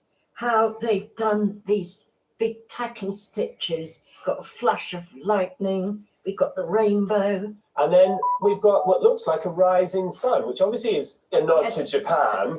I think it's fantastic. This person has really grasped the idea of sashiko. The judges must now rank the sashiko from last to first. In fourth place is the pinafore dress. That's Deborah. Deborah, it didn't feel like it had enough sashiko in it. In third place is the shooting stars. That's Brogan. It doesn't look very sashiko. In second place is the denim jacket. That's Annie. And I think the overall look of it is actually terrific. It just needed those darns to go right through and completely enclose those men's. In first place, the denim skirt. That's Manye. It looks the most sashiko, and I loved that you made these things that represent the sky. Thank you. Our first day in Japan has come to an end. I hope that you all feel zen and peaceful. Go home, have a beautiful rest, and we'll see you tomorrow for Made to Measure. It's great that they're appreciating what I've done because it was a lot of hand stitching. My fingers are like really sore now. I'm pleasantly surprised with the results. It'd be crazy to be in the actual final, but we'll see. I feel bruised after today. Gosh, it couldn't have gone worse, to be honest. It's been a tricky one, but I didn't expect anything less for the semi-final, so bring on tomorrow. The sewers have one last opportunity to earn their place in the Sewing Bee final. Thank you. Cheers, everyone. How do you think it's going so far? Well, we've had some interesting results. Annie nailed the pattern challenge, and it really was fantastically well done. All of the other three had quite big flaws. Deborah's sleeve was a stand-out mess. And both Brogan and Magny really struggled with the lining. But Magny's transformation was beautiful. Where does that put us going into the last challenge of the semi-final? Well, it definitely puts Annie and Magny ahead of the others. Yes. Deborah and Brogan, I think, are both down the bottom. Deborah has won Garment of the Week 3 times. Brogan is technically, I think, the most competent sewer that we have. So I think they both have the opportunity to do something amazing in the made to measure. I agree with Patrick. It's nice when that happens. For their penultimate made to measure, the sewers will once again be tasked with creating perfectly fitted garments for our models. Welcome back, sewers, and hello again to our models. As it's Japan Week, the judges would like you to use the clever art of origami to fold and manipulate fabric and sculpt it into an outfit. And just a reminder of the stakes, this is your last chance to make it into the Sewing Bee final. You have 5.5 hours for this challenge, and your time starts now.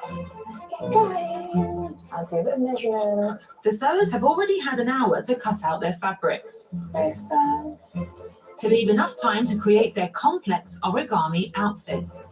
I think I might need to make it a little bit smaller, which is better because it's easier to make it smaller than bigger. I'm happy. Okay, I'm gonna sew this up and then I'll get you back. Yeah. I did have like a book on origami when I was younger, which I liked doing, but I could only make very simple things. I think, you know, like stars. My first thought when I heard that we were going to be making origami dresses was, what? I started researching it, and it's such a beautiful art. Origami means folding paper in Japanese. But its techniques have been applied to fabric by Japanese designers like Issey Miyake and the fashion house Comme des Garçons to create bold garments with striking forms. What we want from this challenge is for them to create the appearance of folded paper around the body. So we want to see interesting silhouettes. It needs to look wearable, but origami has to be the thing that leaps out. When you think about it being 3D, it's really, really important what fabric you choose. So what fabrics should they choose? So something that folds very crisply, something maybe like a cotton drill. You could use taffeta. That has body. It's a complex geometrical challenge that's worthy of the semi-final. Well, it certainly sounds very difficult to me. Let's hope that nobody crumbles under pressure. I mean, folds! Nobody folds under pressure. A little bit nervous, but who wouldn't be? It's just so close now, isn't it? And it all probably rests on this dress. I'm really excited about making this one. I've made the pattern myself. It's a design I really like, so I'm hoping it will look really nice. Hi Annie. Hello. Tell us about the design for your origami dress. So the design is inspired by my little bunny. He's very cute, isn't he? Have you folded him yourself? Yeah, I did it when I was little, so it was something I just wanted to do again. It's very abstract. So we won't recognise it as a bunny. It's just inspired by. Well, I think you've chosen quite good fabric. This taffeta, just because it can pleat really nicely. It's really nice to get those folds. Annie's strapless taffeta dress will feature 3 angular panels based on the folds of her origami rabbit. To keep them standing proud, she'll reinforce her bodice with boning and insert rigid interfacing into the ears of her abstract bunny. Have you ever had a rabbit? I have. Yeah. Yeah, it had a sad ending. I think that is always the way with rabbits. You never hear now he's at university, having a great life. What was the rabbit's name? She was called Bugsy. Well, this one goes out to Bugsy. Shout out to Bugsy. Yeah, shout out to Bugsy, all the Bugsies out there. Right, so this was trying to do this. I forgot how I folded it now. Man Yi is also drawing on an animal from her childhood for inspiration. As a kid, I did make a lot of origami cranes because there's this legend where if you make 1,000 cranes and you have to think about your wish whilst you're making the cranes, your wish will come true. So yeah, I'm going to have like a big origami crane on the front here. Can we ask you what your wish was? You can, and honestly, I did not remember. I wish I could remember. As well as the giant crane adorning the front of her cotton shift dress, Man Yi will use the origami skills of her youth to create pleated trims for the shoulders and hem, and a self-drafted disappearing collar. It's basically a whole piece that goes all the way to the back and it creates a collar. Okay. And the zip at the back? I've got a zip with me, but it might just be like a keyhole opening with like a hook and eye. Okay, when are you going to decide on that? When I fit it onto the model. Okay. There is an extraordinary amount of folding. It's the origami dress after all, right? Origami dress, yeah. It's true. Yeah. I'm happy with the zip happening. I'm going to construct the base of the dress. I'm trying to create this disappearing collar from the single piece of fabric, just like how, you know, when you're doing origami, you usually use one piece of paper to fold whatever shape you want. While most of the sewers are trying to fashion sharp folds and geometric planes, Pinch that and fold it. Brogan is taking a different angle on origami. Wow. Have you been up all night with a cookie cutter? Yes, there's a lot of circles. And what are you going to do with those circles? The inspiration for the dress was the origami lotus flower. It's completely made up of folds, but more to give the curves of the flower. Brogan's hoping to capture the curvy essence of the origami lotus with spherical cuts, a collar of 3D flowers, an undulated peplum, and matching shoulder ruffles. And her unconventional approach to origami extends to her textile. I'm sewing with neoprene today. It's actually the material that they make wetsuits from. So it might not be the expected fabric for an origami dress, but I really wanted to sort of show this lotus flower and try and mimic it in the shape of the dress. Yeah, obviously with this fabric you won't be able to put a crease in it, No. so you have to create the illusion of a fold by folding and sewing it in place. Yes. Yeah. We'll let you get on. Thank you. They didn't say much, which suggests to me that they don't like it. I knew I was taking a bit of a risk with this one. I will try not to freak out. So that's that side. Deborah's fabric choice may be more down to earth. It's a lovely cotton drill. It is quite easy to fold and press. But her design ambitions are sky high. My inspiration is Mount Fuji with the cherry blossom. The dress is quite sculptured. The back is sleeve and back in one piece, so it's really unusual shape. There's so much folding that it takes you a minute just to look at this massive pattern piece and just trying to work out how it all comes together. Deborah's sculptural sleeves will be the centerpiece of her cotton drill tribute to Japan's tallest mountain. But she's also adorning its lower slopes with origami flowers, over 100 of them. You can pull it off. It Yeah. sounds like it could be incredibly impactful, yeah. It's got to be better than yesterday. That's all Well, I you can know, it doesn't, yeah. say. Okay, dressing gown off already. With origami garments, fittings are even more crucial than usual. It feels lovely. Does it? Without a perfect fit, the sewers risk their folds and pleats sitting in the wrong place. Your body is really slim compared to the pattern. And the geometric shapes they're labouring to create will fall flat. It's a fine line between making it too big and too tight. Because it's got to be sculptural as well. I'm basically looking at the neckline. I want it to be sitting out. But no, that's great. I think it sits all right.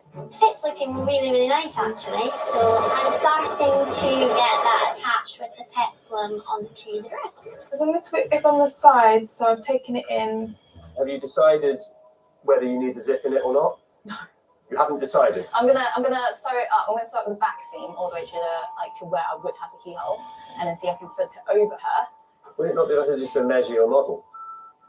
Well, yeah. Well, I mean, this is the made to measure. It's the semi-final and the made to measure, I'm sorry to say, is halfway through. Has anyone looked up? No. Since it started.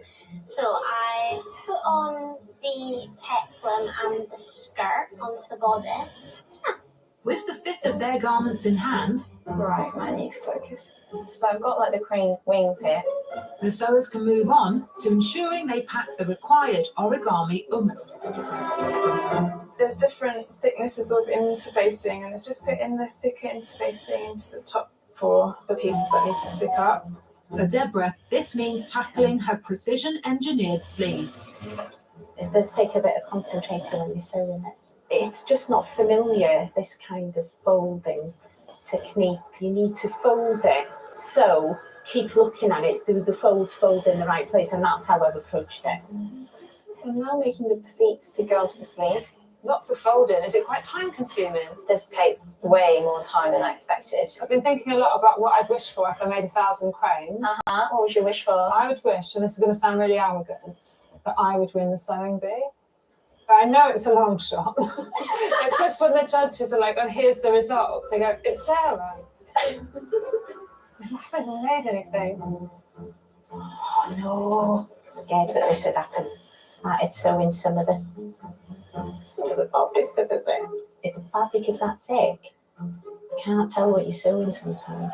I'm just still stitching together my origami pieces. I've got 3 large pattern pieces that fold in to make the shape. Put it on the overview. This is the front and centre of the dress, so it's really important just to get the placement right. Should we go a bit further up? I should go a little bit lower.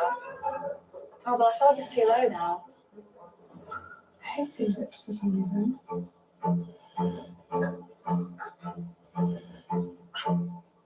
Okay, so Oh yes, we want those a little bit shorter. I think I overestimated your lovely long arms.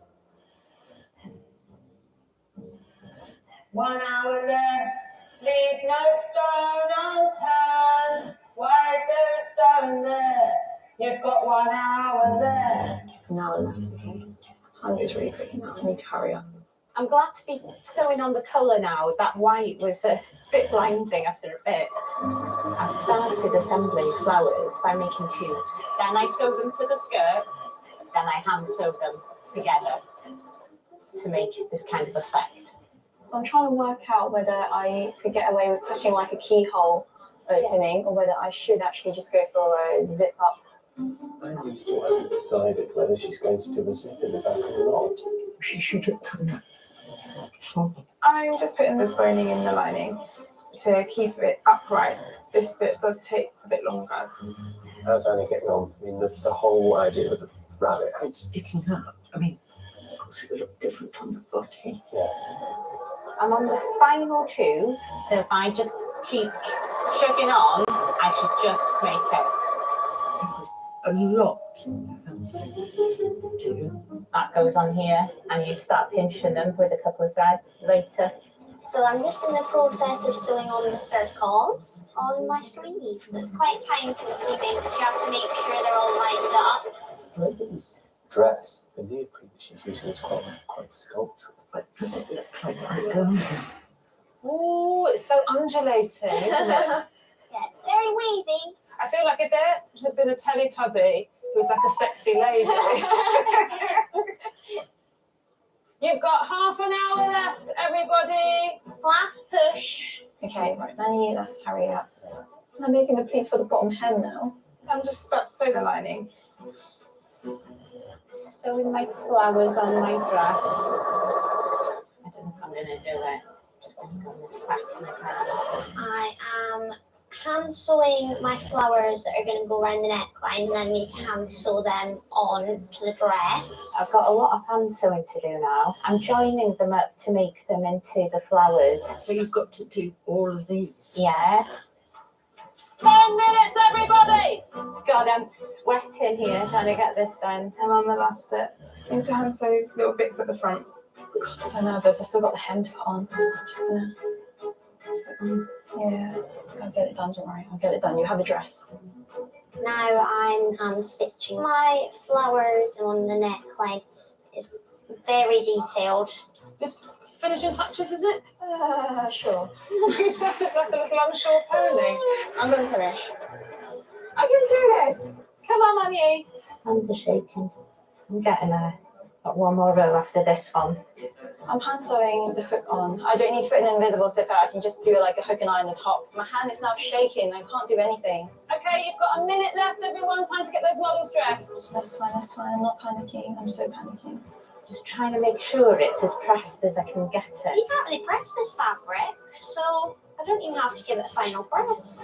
Right, should we get you in it? Right, hold on to my shoulder. Hook and eye's fine. Hook and eye's fine. It hangs alright, doesn't it? They're going to say it's not origami enough. Oh my god, my hand is shaking so much. It's my head. Oh, sorry. Taking out the right hole. So, Needles up, sewers. That is your time. relief.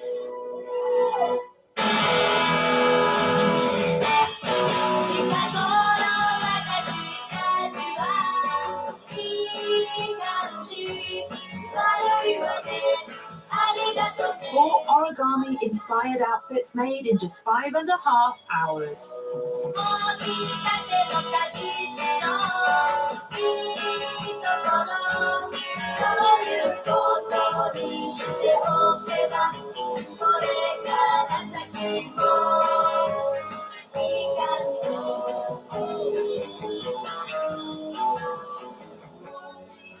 I think it looks really origami. All these pieces folded, this is sticking up. I like how it's sitting away from the body. You made a very smart choice in using a very stiff canvas inside. Doing it all in one colour and one fabric was very, very smart because we see every pleat, we see every shape. We very clearly see the kind of legacy of the rabbit's ears and the rabbit's legs. I know it comes from a bunny, but it looks to me like quite a sophisticated dress.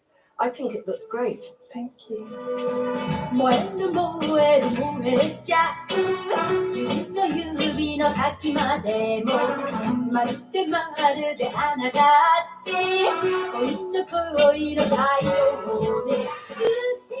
You've taken the idea of the origami and you've applied it very literally. These are beautifully pleated. They're really lovely elements. I mean, the crane is very beautifully folded. It's very nice, but I think it feels like quite a simple dress with some origami embellishment rather than the origami making the dress. I really like how you've made this collar out of a flat piece of fabric and you've turned it into a 3D, which I think is really clever. I think it's confusing, all these patterns. There's too many colours, so it doesn't really tell us it's a crane.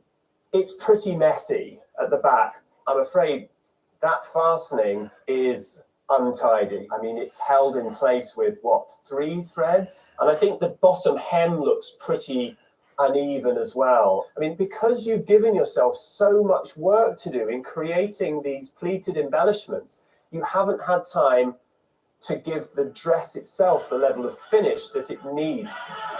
It's cherry pink and apple blossom white. When your true lover comes your way, it's cherry pink and apple blossom white. There's a big tradition of minimalism in Japanese aesthetics, and you've captured that here. You've created a very striking silhouette using just a few panels and a few pleats. I love the sleeves, how you folded them and made them 3D. You also chose a very good fabric because it is holding everything in place. You start from your inspiration, Mount Fuji and the blossom, and you've turned it into a dress, and it looks very nicely sewn. The way you blend from the cherry blossom into the sky is really beautifully done. There's lots of very delicate work. I think it's been handled extremely well. I think it's really stunning. Thank you.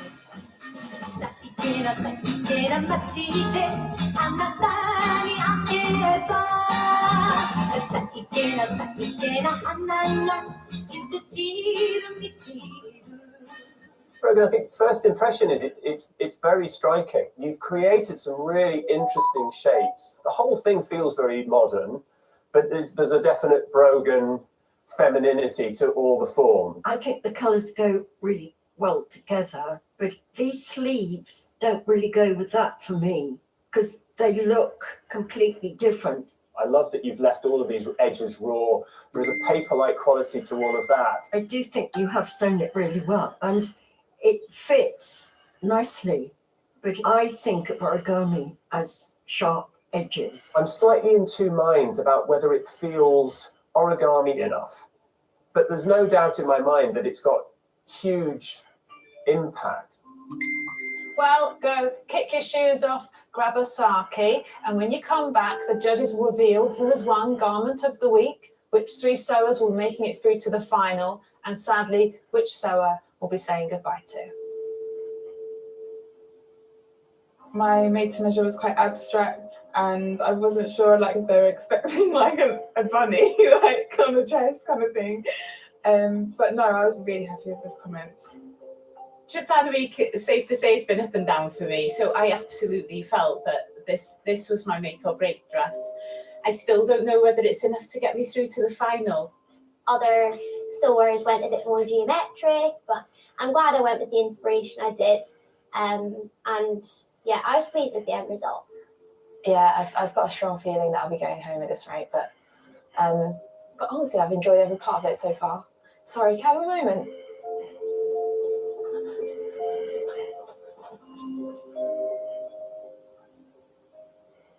Well, we may have travelled halfway across the world, but there's no jet lag here, just energy and creativity. So what do you make of our 4 semi-finalists?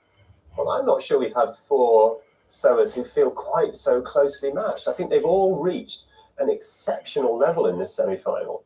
Annie has delivered an extraordinary origami-inspired dress. There is a thread that runs from that bunny origami to that finished garment that for me feels really clear. Yeah. And I think I feel the same way about Deborah's, which I think was also incredibly successful. She has a really great vision, and I love that it references Mount Fuji, the blossom. I mean, it's so Japanese. Yeah, and the execution is exceptional. So has Deborah done enough to stay? She's an absolute contender for Garment of the Week. I don't think I can send her home. Yes, I agree with that. Yeah. So does that mean that Magny and Brogan could be in trouble? I loved Brogan's colours. It had impact on the catwalk, fitted really well. But for me, it isn't origami. Magny's feels like embellishment on quite a basic shape tunic dress. Yet she's done a fantastic job on her transformation. And I think actually they were fairly close in the pattern challenge. How are you going to decide? I know, it's really difficult. You know, a place at the final is at stake.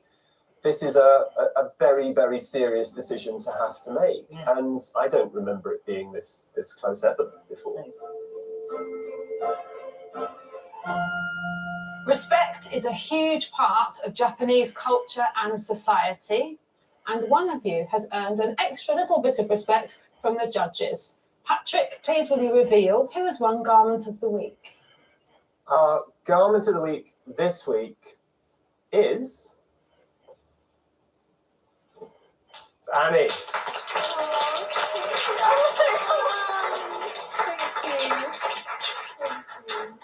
Annie, it was the perfect embodiment of everything we wanted from this origami challenge. You took this beautiful idea and you developed it into this incredible garment. So very, very well done. Thanks so much. Very well done. I hate this bit. The judges have said it's never, ever been this difficult before. It's such a tough, tough decision. But the person going home is...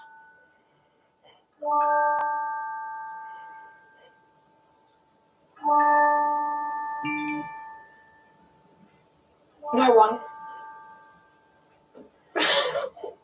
Oh my god! Oh No, my really. god! You're all in the final. Oh my god! Oh my god! You stuck me. I was going to cry.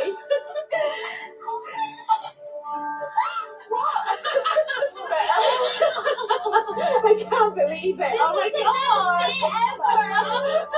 There was literally nothing to choose between Magny and Brogan.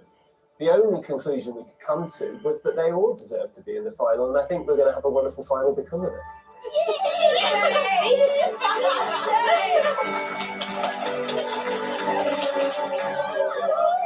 was expecting her to say Manu, Manu, Manu, and when she said no one, I was like, that's not Manu. I'm literally so happy and so relieved because I thought I was going home 100%. So, yeah, I'm so happy. Happy tears. Hello. Love, I've made it to the final.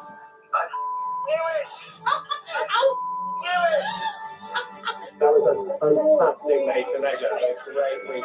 So garment of the week and got into the final and we all went to the final. So it's even like a triple celebration. It's going to be amazing. Deborah, I want to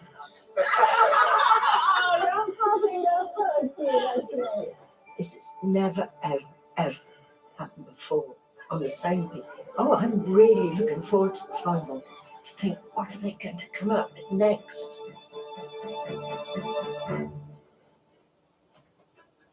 Next time. Hello to all 4 finalists. Competition has been tough. Why am I always panicking? Because I can now reveal This is giving me a heart attack. the winner of the Great British Sewing Bee is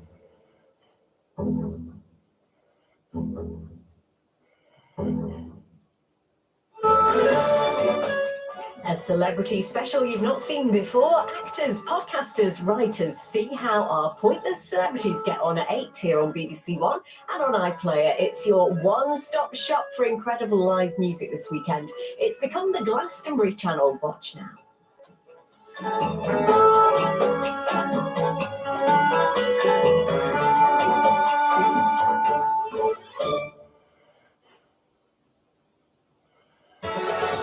A life-changing prize for 10 aspiring creatives, transforming spaces into something incredible. Join Alan Carr for Interior Design Masters. Watch the full series now on iPlayer.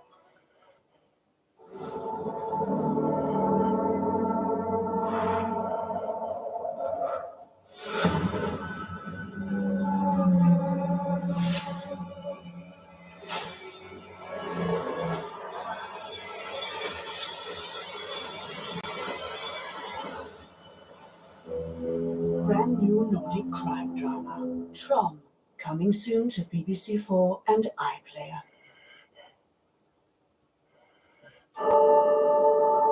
An absolute classic for you Saturday morning here on BBC Two. Ingrid Bergman is Joan of Arc in 35 minutes.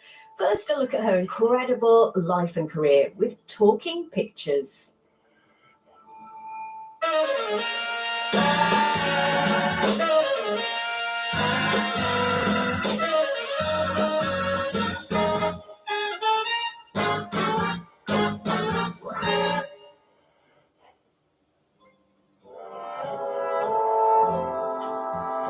One of the greatest stars from the golden age of movies, Ingrid Bergman, came from Sweden to America in the 1930s. Her talent and natural beauty won the hearts of cinema goers the world over. For a period in the 1940s, she was Hollywood's biggest box office draw. She starred in the enduring classic Casablanca and was awarded a Best Actress Oscar for her role in Gaslight. Then in the 1950s came Scandal, an affair and a child with the Italian director Roberto Rossellini. That's why she was still married to her first husband. Bergman was condemned by America's outraged moral guardians in politics and the press. She left the US for several years, but when she finally returned to Hollywood, it was in triumph. Her film Anastasia earned her a second Oscar. Our first interview is from an appearance on Parkinson in 1973, and a discussion that begins with an open confession from the infatuated host. I must now confess a hitherto unpublished fact about myself, and it concerns my next guest. It is that I've been in love with her for years. She never knew, because when we first met more than 20 years ago, I was in the 1 and 9s at the local flea pit, and she was up there on the screen looking like an angel. And this was the precise moment that the both of us met. play as time goes by. Oh, I can't remember it myself. I'm a little rusty on it. I'll hum it for you.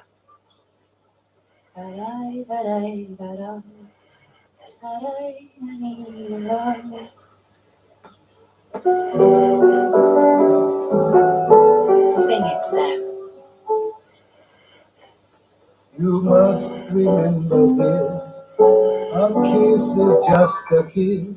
A sigh is just a sigh.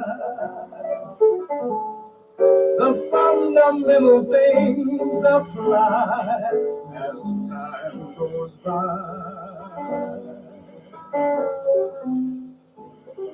And when two lovers woo, they still say I love you.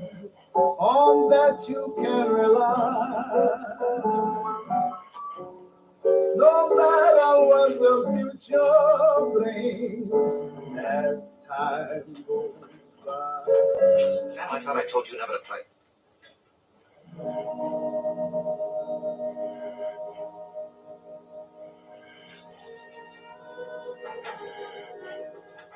I could watch that scene forever. Ladies and gentlemen, my special guest tonight, Ingrid Bergman.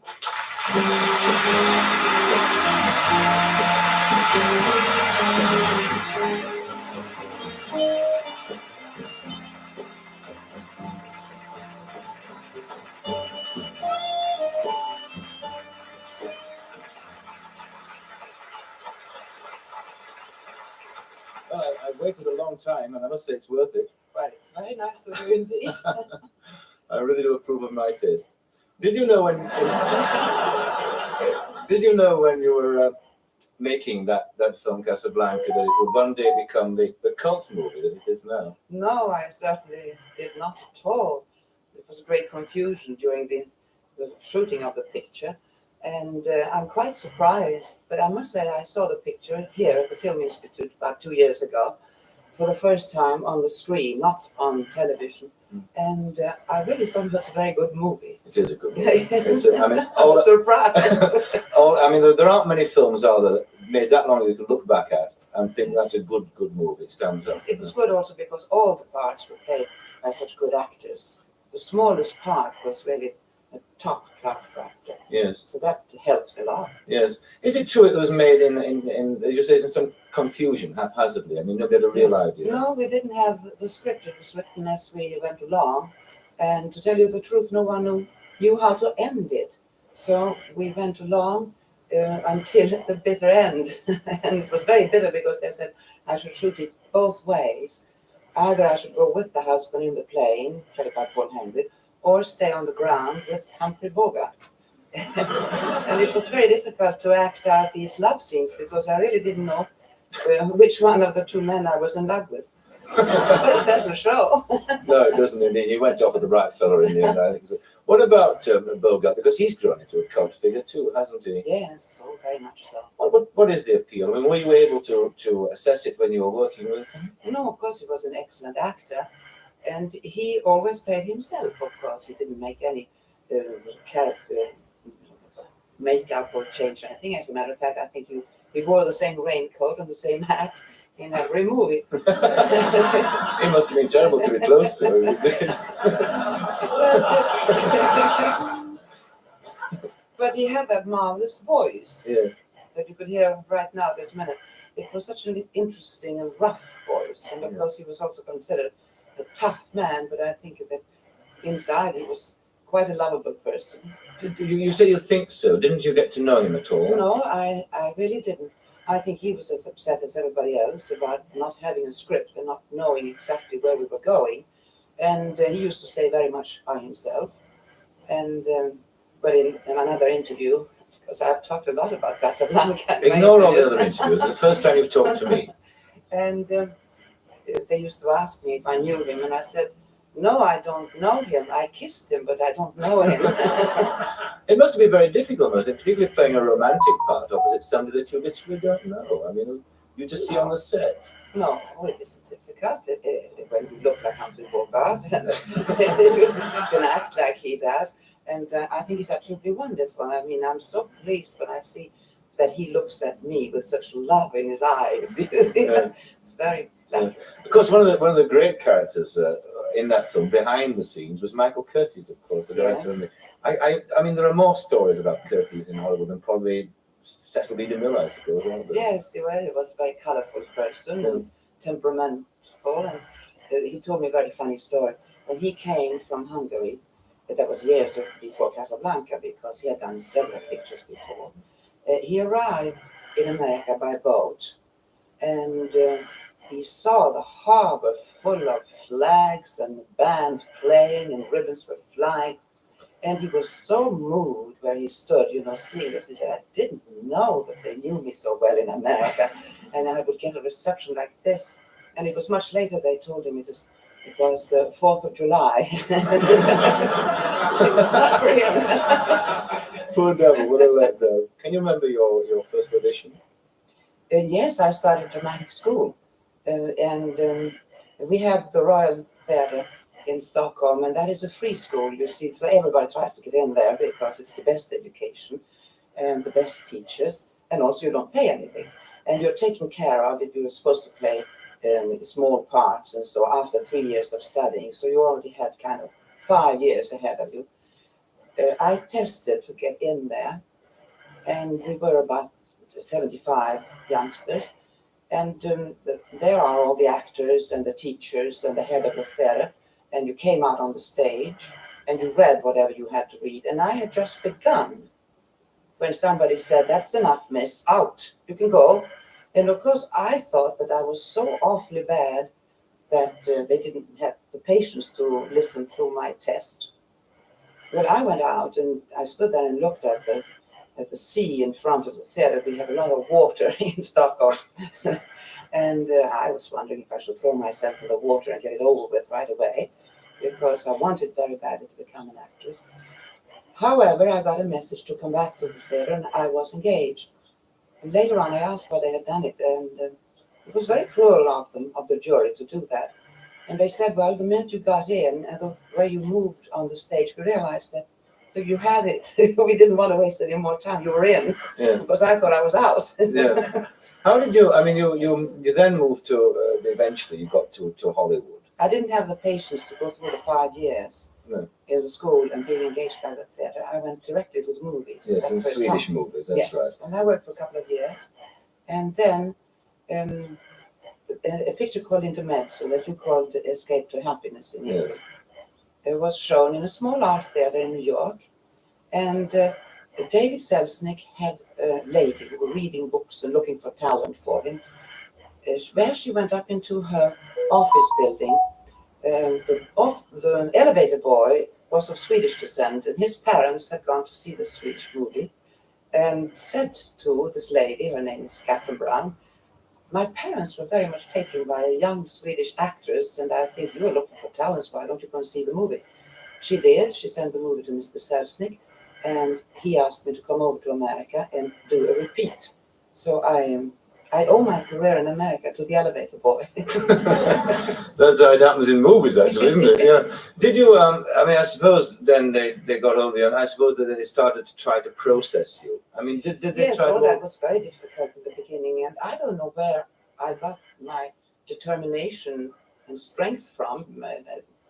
I was so young, and I wanted so much to try my wings in Hollywood, but immediately I was considered too tall, and they were going to do something with my face and knock out my teeth, put in other teeth, and change my eyebrows and make them thinner, and change my name. And when I heard all that, I got terribly frightened, and I said, I want to go back. I don't want to do all that, because it would be terrible if my first movie was a flop, and I had to go back to Sweden because they wouldn't want me in Hollywood, and I would come back with a changed face and a changed name. I wouldn't be able to pick up my career after that. Yeah. So I refused and refused and refused, and then they accepted my name and what I looked like. I mean, are you a very stubborn person? Are you a determined person? Yes, I think I'm quite stubborn when it comes to my work. I'm willing to listen. I listen to everybody, but I select. You became, of course, the biggest female box office star in the world at that time, didn't you? I don't know. Well, you did indeed. I did do my homework, yes, indeed. And in fact, there was only one male star whose picture made more money than you, and that was Bing Crosby. Oh. You didn't know that? No, I didn't know that. Oh, they probably owe you some money then. We talk now about the days in Hollywood when, as I say, you were the sort of biggest box office star in the world, the female box office star. Can I take you now to the point in your career where it also crumbled apart, which was 1950, wasn't it?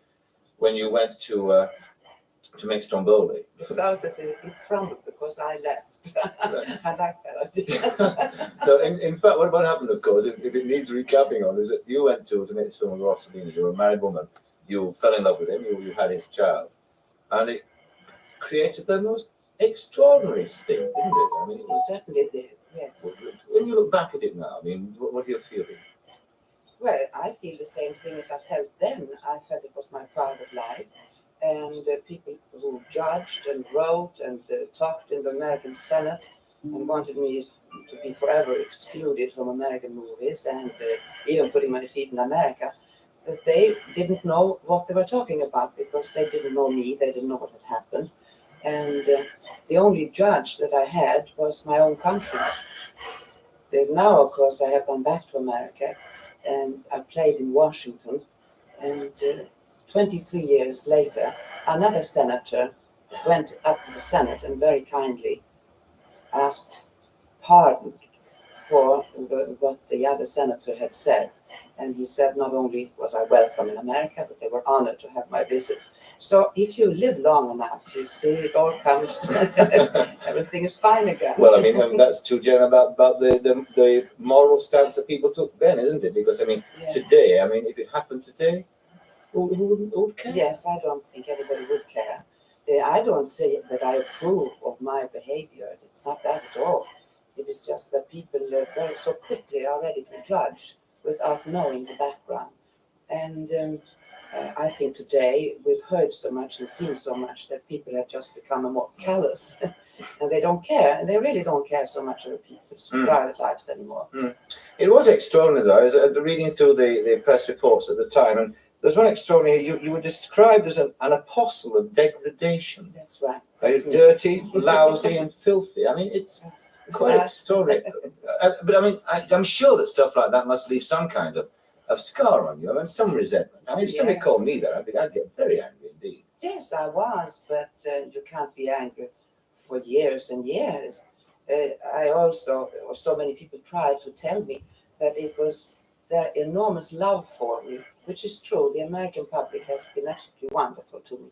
That their love turned to hatred because my image was the good, wonderful woman who had played, but they forgot that played the saint and a nun and all those suffering women who were always. They forgot that I was a woman and maybe not at all what I did on the screen. That was not me. But as I say, that you can't keep going on thinking about that anymore. No. I've forgotten that long ago. I'm back in America. I've been to Hollywood and I have played both in the theater or on the screen. And, Can I ask you though? I mean, when you look back now, I mean, you've in fact divorced Rossellini since then, Yes. and you are now married again. Yes. Bearing that in mind, if you, it's an impossible question, but if you could go through it again, would in fact you do the same thing again? I certainly would. You would. Yes, because I knew what I did. I didn't do anything that was just hazard or anything. I knew I was very conscious of what I was doing, and I thought, following naturally what I have to follow, which is my own head, I did the right thing. Bergman's versatility was underlined by the fact that during her career, she acted in 5 different languages. In 1974, she won a 3rd Oscar, this time the Best Supporting Actress in Murder on the Orient Express. Co-stars and directors would call her the ultimate professional. Here, in an interview with Ronald Eyre in the BBC One programme, Ingrid Bergman remembers, she offers some insight into the daily working life of a movie star. You obviously have to keep severe hours if you're filming. I mean, you are brought to the Yes. studio very early and may well be working very late. Does this suit your temperament? Will you like an ordered life? Yes, I think making a movie is a vacation. I always call that my vacation. It is absolutely no work at all. You get up early in the morning, but what's the difference? You go to bed a little earlier in the evening. Yeah. The hours are just put this way. you might not be able to go to dinner parties and go to a theater or something like that, but it's for a very short period while the picture's being done. To get up in the morning is not difficult. Then you are taken care of. You see, they bring the car, they bring you to the studio, they put you in a chair, they make you up as well as you can possibly look, they fix your hair, they bring you in another car and they take you to location or wherever you shoot. They bring you coffee, and all they ask of you is to get up there and say a couple of lines. And if you don't say them well, you do it again and again and again until you do them well. And if you don't do them well, you can always dub them. No, that is vacation. Over modest, I reckon, that assessment of your work. No, but it is much easier on the set. Yes, indeed. You don't have to sustain it at quite that level. No. You had a chance in For Whom the Bell Tolls of being in touch with a major writer. Yes. Did you? Yeah. Was there in the film much Hemingway? When you said that you go through a work and underline the bits you want to say, Yes. did you do the same? Oh, yes, I knew the book by heart, and I had all my scenes underlined and said, don't forget this piece of dialogue, don't forget here, she's doing this or saying this. Yes, I'm very, very faithful to the author. Did you have to put your foot down about including certain things you thought should be in and had been omitted? If somebody can persuade me that his idea is better, I give up immediately. But it has to make sense. I mean, it has to be something that, I think everything that you do in this kind of work has to be worked out 50-50. Sure. Hitchcock used to be wonderful with me because he used to listen to all my arguments and you thought you'd had him, you didn't answer, just sit there and listen. And you said, I have got him now, he's on my side now. And then when you finished, he said, I get your point. Now do exactly what I told you to do and fake it. And that taught me something which is very clever, that you can do certain things that you in real life you might not do it, but you do it on the screen because it has to be within the frame and it has to be there for his camera to get that movement, and then, fake it, and you do. It seems to me that you're not a person who shows what one can call nerves usually, and if you make a film like Gaslight, in which you are a wife with a murderer husband, and he's trying to keep you in the house and he's driving you quietly mad, I think you, Ingrid Bergman, would walk away. Oh, I love it. Yeah, but love it. This performance did produce your first Academy Award, I believe.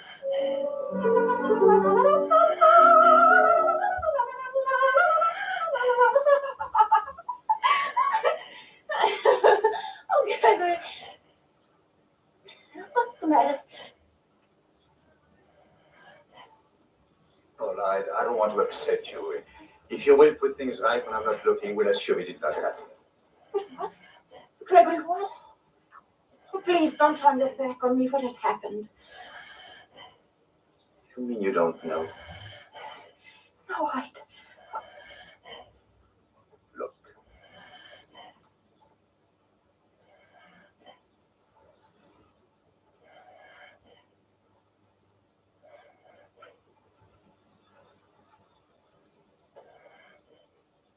Yes.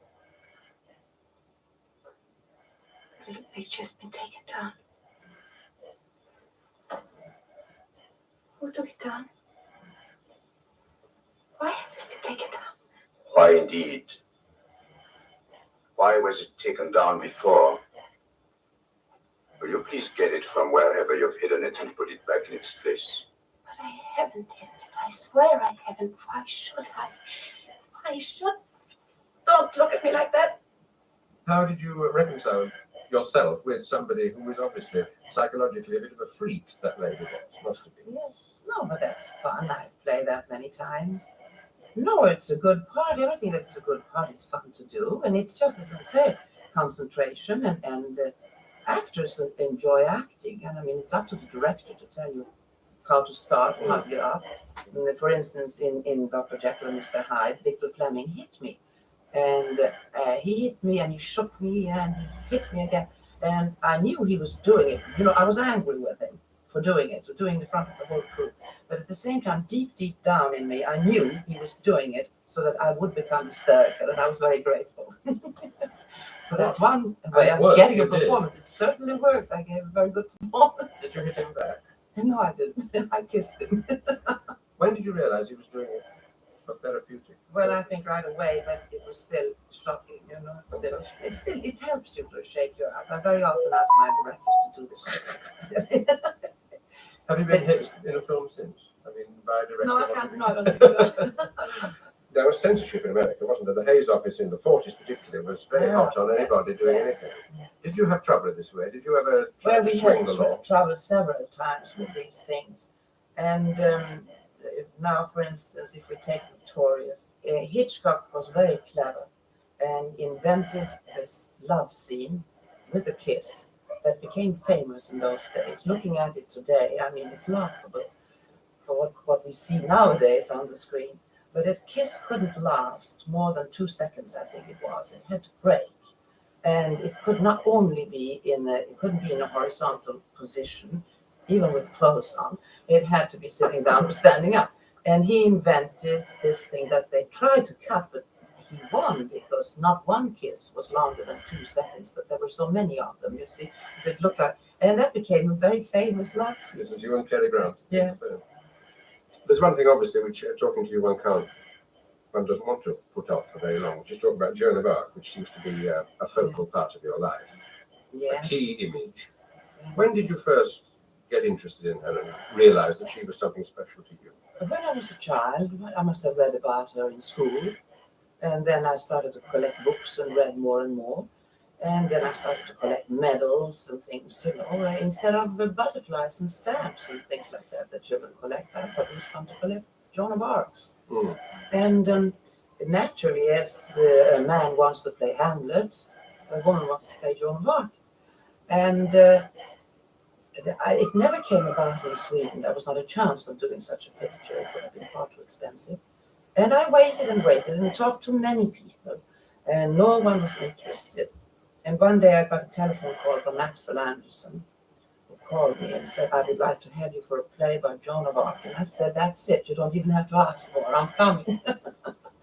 And so I did my Joan of Arc. This is a theatre play. And of course, that became a big success. Yeah. So immediately, people were after the rights to do the movie. Perhaps there's no answer to this, but can you at all put your finger on that thing in Joan of Arc which made her important to you for the whole of your life? Her courage. All I've done by the command of my Lord. That is all that I've done well. How do you know that your voices come from God? I knew that they came from God because what they commanded me to do was only good. My lords, I have answered these same questions at Poitiers. My king charged the Archbishop of Reims and other loyal and learned priests to examine me before I was allowed to lead his army. Send for the records at Poitiers and you shall have all my answers. The examination of Poitiers by the Archbishop of Reims has no relevance. We are your judges now, and you must answer us. You are not fitted to be my judges. You are my mortal enemies. English and Burgundians. All of you. And you are not the church. You are the valets of the enemy king whose orders you obey. If I am being tried by the church, why am I not in a church prison among women? I am in an English prison, guarded by English soldiers and chained to my bed. If I must rise for any purpose, I must ask the guards to unlock the bonds. We, your judges, keep you chained because you attempted to escape. Is it not a right of all prisoners of war to try to escape? You say that you are my judges. I do not know if you are, but I say this. Take care not to judge me wrongly. For in truth I am sent by God, and you place yourself in great danger. Take her back to our cell. Do you think the film worked as well as the stage version? Well, we did the absolute honest version that we could find. We had a priest flown from France who had written books about Joan of Arc, who was a great researcher. And he came and he was there, and he read everything, and he gave us advice, and he looked at everything. And you can imagine how much I had read and how many books I had underlined. And the picture in America had less success than in Europe. But in Europe, Joan of Arc was considered a masterpiece. She must have been, to look at, a fairly scruffy, ordinary girl. She couldn't have possibly stood up to the hard life she had to lead and carry the armor and all that if she hadn't been stronger. But the whole picture of her is extremely smooth. Yes, with color and with all the combings of hair, I think it should have been rough. Everybody came up and smoothed it out, and it was very glossy. Even the battle scenes they're beautiful, but not in the right sense. Did you make an attempt during the film to fight the people who were cutting your hair? Yes, I usually waited until the director said action, and then I would shake my head like that. But sometimes I forgot. I had other things to think about. In 1980, Bergman made a return to the Parkinson program, promoting the story of her life. It was a book she always swore she'd never write.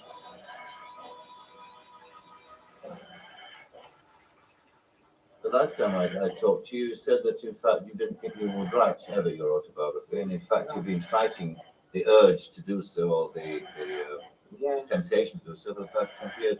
Why have you now then decided to do it? Well, I'll tell you first about Alan Burgess, who is out here somewhere, who is my co-author, because I didn't do this book alone. He wrote The Small Woman, which later became The Inn of the Six Happiness. Gladys Aylward. Yes, Gladys Aylward's story, and they couldn't call it The Small Woman, having me playing the part. So it was changed to The Inn of the Six Happiness. And he said then, which is 22 years ago, could I write your story? I would like to write about an actress. And I said, absolutely not me. And 4 years went by, and he called up again and said, have you changed your mind? And I said, no. And so we continued. And now, one day I'm on the phone again and hung up after having said, no, I'm not going to write any memoirs. They are going, everybody else writes, but I'm not going to do it. And my son was there, and he said to me, but you realize when you're dead, people will throw themselves on your life story, and they will take the information from gossip, from rumors, what people are saying. And you know how a story is this big, and then it becomes bigger and bigger. And we, your children, can't defend you because we don't know the truth. And that made me sit down and think very carefully, because I know that after you're dead, they write an awful lot of things about you that is not true. I mean, there are interviews. People say you have said that. You didn't say that. There are certain things that I only invented. So Alan Burgess called me, and I said, are you calling about the book? And he said, no, after 20 years, I've given up. And I said, now you can do it. So we started. That's 3 years ago. Ingrid, can I finally ask you that the writing as closely as you have in a detailed fashion about your life involves looking right back at yourself and thinking about every aspect of your life. Is there any part of your life that you would have lived differently? Given the chance? Yes, I'm sure if I had known then what I know now, I would have been grateful. I could have changed many things. But there we are. We don't know better. I did what I thought was right. I know that when I came back to New York after about 9-10 years of absence, and I knew the press was after me, and I came alone to face them again. I had one day in New York to receive the New York Critics Award, and it was the press, television, radio, and then the big party at night, and then off back to Paris where I was playing. I was in a play in Paris. So I had only 1 day to go to New York and then back and pick up the play again. And I didn't ask my daughter to come to New York because I couldn't bear to see her after so many years. I hadn't seen her then for about 5 years. I couldn't stand to see her with all the photographers and all the press. So I asked her not to come. And I think she has had a very hard time to understand why. But that was the only thing you would have changed. Well, yes, I wish I had been a little more discreet. I could have done things maybe a little less. I mean, I'm very open and very frank, and sometimes that's stupid, It's better if you're a little more hiding, but that's a little bit of hypocrisy in that, and I don't have that in me. 2 years after that interview, in 1982, Bergman died in London on her 67th birthday. She'd been fighting an 8-year battle with breast cancer, but had carried on acting to the end, winning an Emmy Award and a Golden Globe that year for her final role in the television film A Woman Called Golda. The obituary writer said, "She'll always be remembered as an icon of the cinema for her poise and beauty and for her 3 Oscar wins, and not least for the film she didn't win an Oscar for, Casablanca." And you can see that at 1:20. Before Casablanca, Ingrid Bergman is Joan of Arc, next on BBC Two.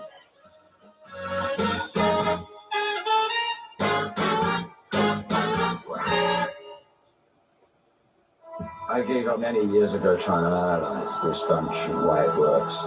It's not only about music. Well, it's not the world end in the world.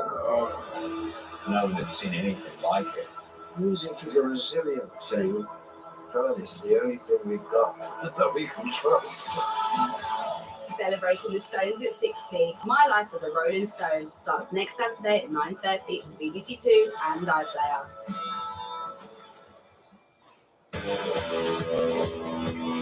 Where's anything? A 9-star, one of the all-time greats. I feel I belong to tennis, not just women's tennis.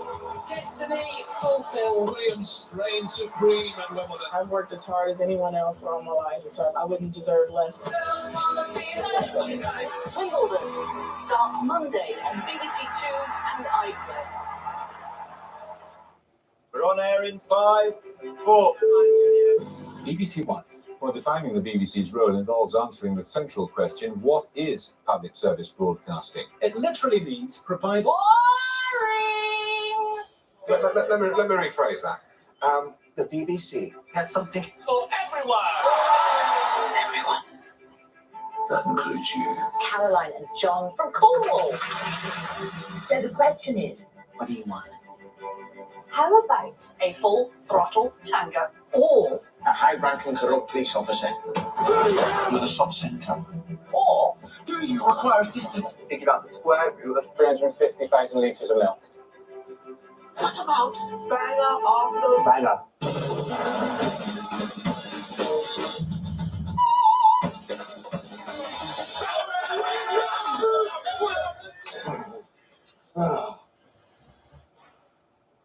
But there's more to it than that.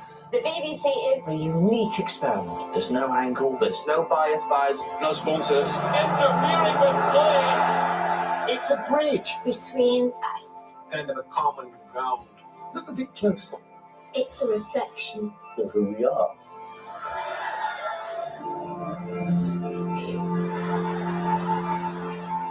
But here's the thing. The BBC doesn't have to be here. It only exists If we really believe. It matters. We're in it together, aren't we? Let's do this.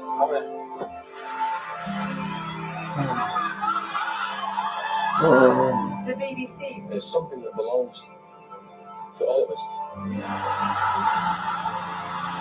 Every one of us. every one of us.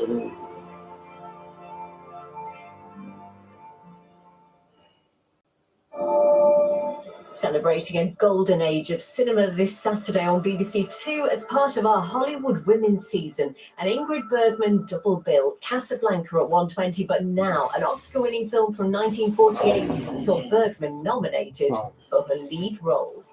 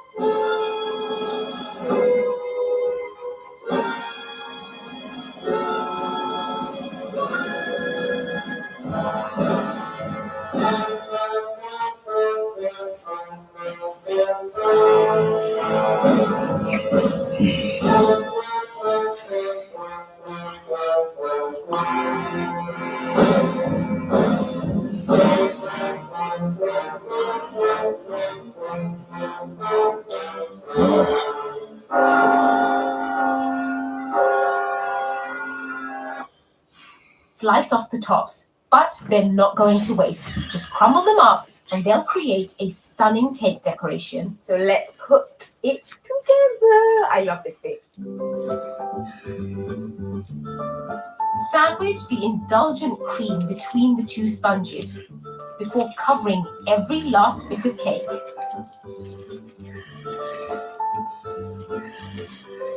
For anyone who's nervous about icing, my first tip would be use offset spatula, really good for spreading, and always frost your cakes when they're completely cool. Now those crumbs will turn this cake into something extra special. The moments that I like baking cakes is when someone has a baby, like they expect toys and presents and that kind of stuff. I like rock up with like a 2-tier cake. And they're like, what? And that's what I like. Then to contrast the sweetness, a ring of refreshing strawberries, drizzled with melted chocolate. Just enjoy this moment.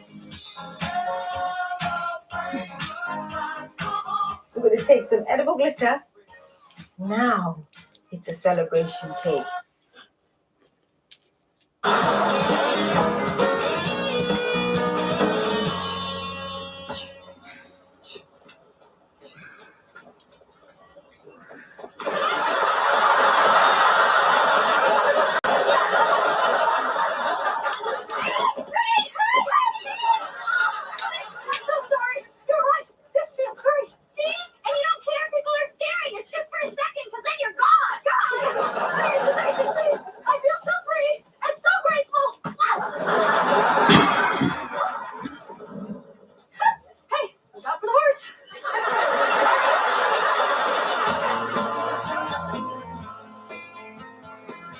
Is it okay for me to come in now? Uh-huh.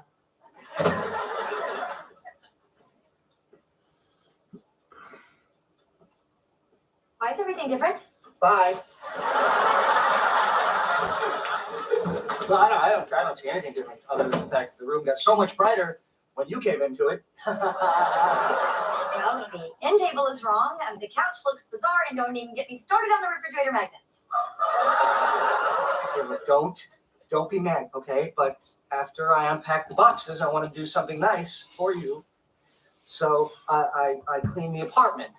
So I moved everything around, and then I forgot where it went back. I'm sorry. I'm very sorry. I'm sorry. It's okay. Chandler, are you afraid of me or something? Do you want me to be afraid of you? Of course not. Like, gosh, Chandler, what you did, it's just a wonderful thing, and I really appreciate it. I know I have this weird thing where I want everything to be in the perfect place, but I would never expect you to worry about that. Really? Of course. Oh, well, you're the best. You come here to me. Wait, hold on, okay? First things first. Okay, now, did Ross sit anywhere while he was naked? So it said that by the year 2030, there'll be computers that can See you carry later. the same number of functions as an actual human brain. So theoretically, Hang on, wake up. I'm going outside. thoughts and your memories into this computer And live forever as a machine. So, Janine, you know what we're doing right now?